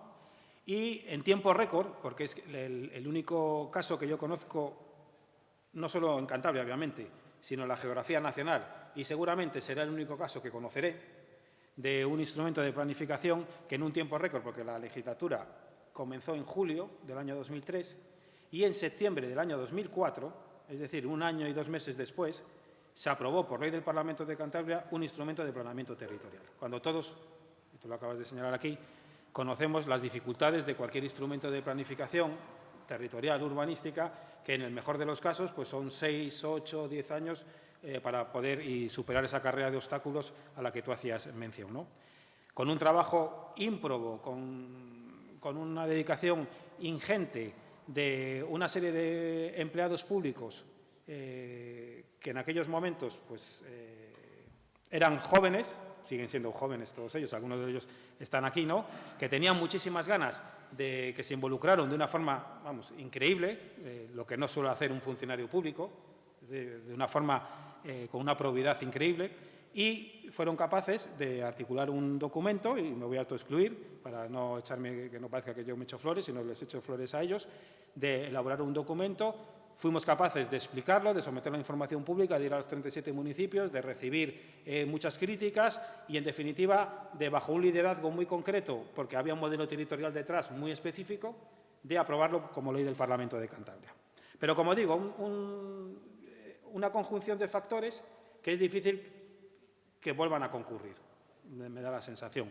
Y, además, junto a ese liderazgo técnico, un liderazgo político, es decir, un Consejo de Gobierno, en este caso, que tenía las ideas muy claras. Es decir, que con independencia de las críticas que se van a recibir, legítimas, críticas que se van a recibir desde las mismas formaciones políticas que sustentan al Gobierno y desde ayuntamientos del color político, de los colores políticos, de los dos colores políticos que sustentaban al Gobierno, y de recursos fundados y fundamentados por ayuntamientos del mismo color político, signo político que el Gobierno, y a nadie le tiene por qué sorprender, pues, fijado ese modelo territorial, se iba a ser inflexible. Es decir, no se iba a ceder a aquello que no presentara un interés supramunicipal, por muy legítimo, insisto, que fuesen esos intereses. Luego, por lo tanto, un instrumento con sus defectos, no cabe duda, y que algunas de las cosas pues se harían de forma diferente con el transcurso del tiempo, pero que ahí está. Plan Regional de Ordenación del Territorio. Yo ya he dicho que para mí me parecería muy positivo, altamente positivo, que hubiera un plan regional de ordenación del territorio ya aprobado hace años en Cantabria. O sea, no digo ahora, que hubiese estado aprobado, pues si el POL se aprobó en el 2004, no digo en el 2005, por esa capacidad de concatenación de circunstancias, pero bueno, que hubiera estado aprobado pues en el 2006, en el 2008, en el 2010, o sea, que ya tuviésemos un plan regional de ordenación del territorio. Aprobar un plan regional de ordenación del territorio ahora, creo, o en la época, no ahora, vamos, en la época de, a diferencia del POL, porque el POL se aprobó en pleno boom inmobiliario, con lo que eso supuso, además de coartar determinadas expectativas urbanísticas, aprobar un plan regional de ordenación del territorio en la época de pinchazo de la burbuja inmobiliaria, pues presentaba, no cabe duda, que alguna facilidad mayor que en época de pleno boom inmobiliario, ¿no? ¿Por qué no se ha aprobado? Pues no lo sé tampoco, es decir, no tengo las claves de por qué no se ha aprobado. A mí me consta que en esta legislatura se está haciendo un intento por la Consejería competente en la materia de ordenación del territorio y por la Dirección, un intento pues serio, firme y decidido de presentar un documento que, como tuvo el POL en su momento inicial y como tiene cualquier proyecto que presente una administración pública, un documento de intención de presentar un documento consistente, un documento que cumpla las expectativas de lo que se pretende con el plan de ordenación del territorio y que establezca ese modelo territorial y que ojalá se apruebe. Dificultades. Dificultades son bastantes y la principal dificultad es incluso el procedimiento que la Ley de Cantabria 2/2001 exige al Plan Regional de Ordenación del Territorio. Incluso el rango que le exige, como le exigía al POL, que es el mismo, exige a este instrumento de planificación territorial. ¿Por qué? Dificultades porque preserva algo que tiene que preservar, que es la participación de todos en su elaboración, algo que además se está cumpliendo taxativamente en ese sentido, con unos estudios de opinión, con una participación activa que se tiene que producir ahora en el trámite de información pública, etcétera, etcétera, y de alegaciones, pero con una dificultad añadida, que además se tiene que aprobar, en definitiva, como una ley del Parlamento. Eso presenta sus ventajas y sus desventajas. Yo lo analizo en este libro. Que un instrumento de planificación territorial se apruebe por ley no es habitual en el ordenamiento jurídico español. ¿Cuál es la principal ventaja que se apruebe por ley? O las dos principales ventajas. Uno, la estabilidad del documento, del instrumento. Y dos, la legitimidad que otorga a ese instrumento que se apruebe por ley. ¿Por qué? Porque si nos creemos el Estado de Derecho, la institución democrática superior en un Estado de Derecho es el Parlamento, porque representa al pueblo en su conjunto. Y, por lo tanto, que un instrumento de planificación territorial se apruebe por ley, pues le dota de mayor legitimidad democrática. Dificultad, pues lógicamente, si además es un Parlamento como actualmente, en el que el Gobierno de turno no tiene mayoría en el Parlamento, pues tiene una dificultad que también puede aprovecharse en sentido positivo para consensuar, para llegar a acuerdos, para retocar, para reordenar, etcétera, etcétera, con el resto de fuerzas políticas. Desventaja. Presenta una desventaja clara, como presenta el Plan de Ordenación del Litoral, en ese sentido. Es, entre comillas, que se me entienda, la indefensión que se produce a los ciudadanos de que no se puede garantizar su derecho a la tutela judicial efectiva a través de un recurso directo contra esos instrumentos de planificación territorial. Yo, ciudadano de a pie, afectado por el POL, no puedo recurrir el POL, porque es una ley. Solo lo puede recurrir aquellas instituciones, grupos, etcétera, que establece la Ley Orgánica del Tribunal Constitucional. En cambio, si se aprueba por reglamento o por decreto del Consejo de Gobierno, que es como venía inicialmente en el proyecto de ley de Cantabria 2/2001, porque eso se alteró a través de una enmienda parlamentaria, yo, particular, puedo recurrir directamente el Plan Regional de Ordenación del Territorio. Hubiera podido recurrir directamente el Plan de Ordenación del Litoral y discutir ante quien decide esos conflictos que mi parcela no tiene por qué estar protegida. Por ejemplo, se me ocurre, o que este desarrollo urbanístico se debiera de permitir. Espero haberte contestado. Yo me encantaría que hubiera un plan regional de ordenación del territorio y creo que además me encantaría, no por el prurito de cumplir el mandato de la Ley de Cantabria 2/2001, ojo, no se trata de eso, sino me encantaría porque creo que es necesario. Creo que además la comunidad autónoma es el ámbito territorial específico concreto para desarrollar esa política territorial a través de un plan regional de ordenación del territorio. Creo que encauzar las realidades y establecer un modelo territorial a suministrar al resto de administraciones es así, o sea, es factible, es posible, es positivo. Y las 10 razones que en el último capítulo del libro yo apunto de por qué considero que se puede ordenar territorialmente Cantabria, es decir, hacer un PROT con base en el POL, que están desarrolladas en ese último capítulo, son las que justifican todas estas cosas que estoy yo aquí diciendo y que me podría extender mucho más, pero que creo que son las que motivan, fundamentan por qué es tan necesario o por qué es necesario el Plan Regional de Ordenación del Territorio.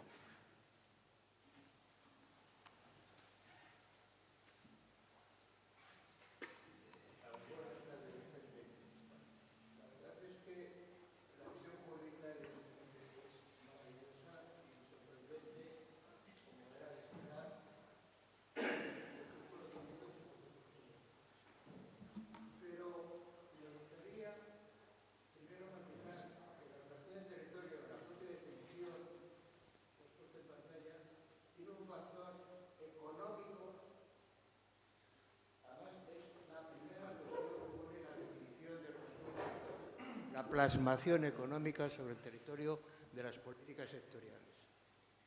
Cosa que el POL no tiene. No hay ningún apartado de economía en el POL. Por lo tanto, el PROT tendría que inventarse una situación económica para poder ordenar Cantabria, en base a los presupuestos de Cantabria, las capacidades. Porque ahora no solamente está en vigor en Europa la protección del medio ambiente, sino que está el tema de la sostenibilidad, incluyendo la sostenibilidad económica.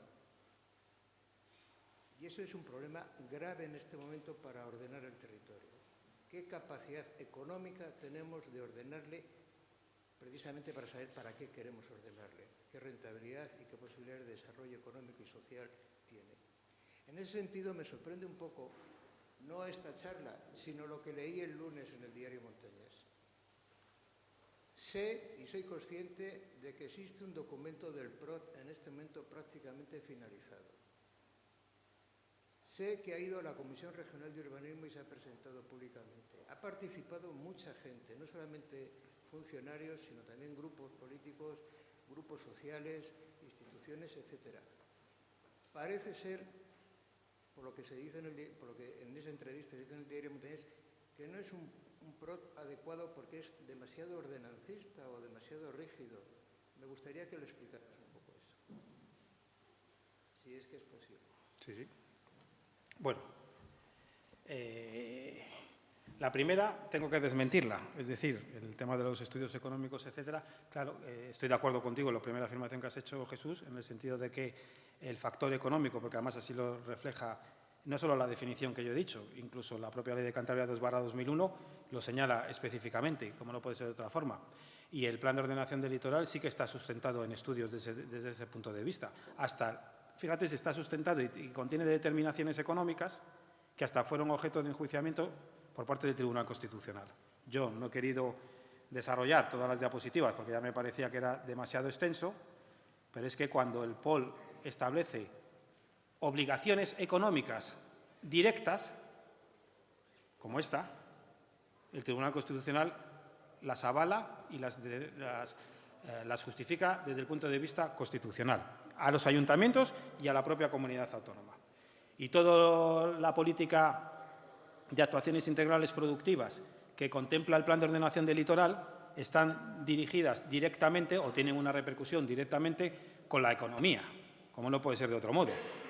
Es decir, si yo establezco una actuación integral estratégica productiva en Marina Medio Cudello y gracias a esa actuación integral estratégica productiva del POL, nada más y nada menos que el centro de proceso de datos del Banco de Santander se puede instalar ahí, porque si no, no se podría instalar en ningún sitio de Cantabria, fíjate si tiene una repercusión económica o deja de tenerla para esta comunidad autónoma. Luego, en primer lugar, ahí comparto contigo que los factores económicos son sustanciales desde todos los puntos de vista y yo creo que el POL hombre, que igual no ha desarrollado, que lo podría haber desarrollado mucho más, etcétera, pues seguro, vamos, eso no me cabe la menor duda, pero que sí es un factor a tener en cuenta inexorablemente.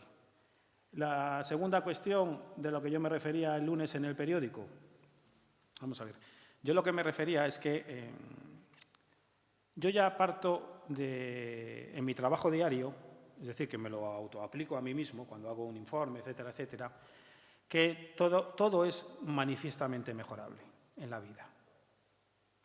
Y las normas jurídicas, porque el Plan Regional de Ordenación del Territorio no deja de ser para un jurista una norma jurídica, o debe ser cuando se apruebe nada más y nada menos que una ley, las normas jurídicas, como obras del ser humano que son imperfectas. Todas. La mejor ley es imperfecta. Entonces, un primer borrador de anteproyecto del Plan Regional de Ordenación del Territorio, que tiene que aún que pasar lo que antes señalaba Fran o venía a decir, como una especie de calvario, porque este documento, o el que se apruebe, vamos, me da igual este que otro, va a tener que pasar nada más y nada menos por distintas fases administrativas y después remitirse al Parlamento de Cantabria, como ocurrió con el Plan de Ordenación del Litoral. En este momento en el que se está a la espera de su aprobación inicial por la CROTU, ese documento, el que venga, el que hemos conocido, o cualquier otro, no me cabe la menor duda de que será manifiestamente mejorable. Es que si no fuese manifiestamente mejorable, algo estaría mal. Y además, es que el trámite de elaboración y de aprobación administrativa de ese documento, con una aprobación inicial, con un trámite de información pública de delegaciones, con un trámite de aprobación provisional, y luego se tiene que elevar al Consejo de Gobierno, y luego es un proyecto de ley que se remite al Parlamento de Cantabria y que tiene que ser informado por decenas de organismos y de administraciones públicas, tiene que ser mejorado en ese procedimiento, porque si no es mejorado en ese procedimiento, no serviría. Porque algo estaría mal. Como el POL fue mejorado en el documento de aprobación inicial a la aprobación definitiva, y como las enmiendas mejoraron sustancialmente el Plan de Ordenación del Litoral en el Parlamento, y como espero que las enmiendas del documento que sea de proyecto de ley se mejoren en el Parlamento, el que vaya. Yo lo que me refería y además eso quiero aclarar que cuando yo hablo yo, habla José Vicente Mediavilla, yo me responsabilizo de todas las cosas que yo digo. Yo no hablo ni por ningún partido político, el que sea, ni tampoco hablo en nombre del Gobierno de Cantabria, ni en nombre de mi consejería. Hablo yo. Entonces, cuando yo comenté, lo que me has preguntado, cuando yo dije que me parecía que era un documento, este documento de aprobación inicial, que intentaba regular demasiadas cosas y que la Ley de Cantabria 2/2001 tiene la gran virtualidad de que no fija un modelo de instrumento de planificación territorial, ni para el PROT ni para el POL. Mira, el PROT, tal y como está dibujado el artículo 11 de la Ley de Cantabria, pueden ser 4 folios, igual que el POL, pero también pueden ser 4.000 folios. Está dibujado de forma tan flexible y que puede ser desarrollado posteriormente con otros instrumentos de desarrollo del mismo, está dibujado de forma tan flexible que no hay un modelo de PROT, ni hubo un modelo de POL. El POL podría ser este o podría haber sido otro totalmente diferente. Lo que creo que tiene que profundizar el PROT que se apruebe, no hablo ya del documento de aprobación inicial, sino el PROT que se apruebe, es en las cuestiones, que no me voy a volver a extender, que creo que para mí, Vicente Mediavilla, son sustanciales en un instrumento de planificación territorial de toda la Comunidad Autónoma de Cantabria. Y creo que las he expuesto claramente y que, insisto, no voy a reiterarlas, pero que a mí con que el PROT, fíjate si me conformaría con poco, con que el PROT encauzara en el modelo, primero, tiene que tener un modelo territorial, clarísimo. Claro, digo, que sea recognoscible por todas las administraciones y por los ciudadanos, basado, en mi modesta opinión, en los conceptos de capacidad de acogida y capacidad de carga. En segundo lugar, tiene que proteger aquellas zonas que realmente deban ser objeto de protección en Cantabria, de forma directa. En tercer lugar, tiene que coordinar las políticas sectoriales presentes en la comunidad autónoma, pero en un triple sentido. Coordinar, en primer lugar, las políticas del resto de administraciones públicas, las del Estado, pero también coordinar las políticas del propio Gobierno de Cantabria, en materia de infraestructuras, en materia de equipamientos, etcétera, etcétera. Y, en cuarto lugar, tiene que encauzar realidades, como he dicho yo anteriormente, a través de la figura que sea. En el PRO se llamaron actuaciones integrales estratégicas, en el PRO se pueden llamar así o de otro modo. Y, en quinto lugar, tiene que hacer un esfuerzo sustancial por concretizar los conceptos jurídicos indeterminados de las normas de aplicación directa. ¿Y por qué insisto tanto en eso? Porque si no, los problemas que existen hoy por hoy en el urbanismo en Cantabria no tendrán solución, si no lo hace.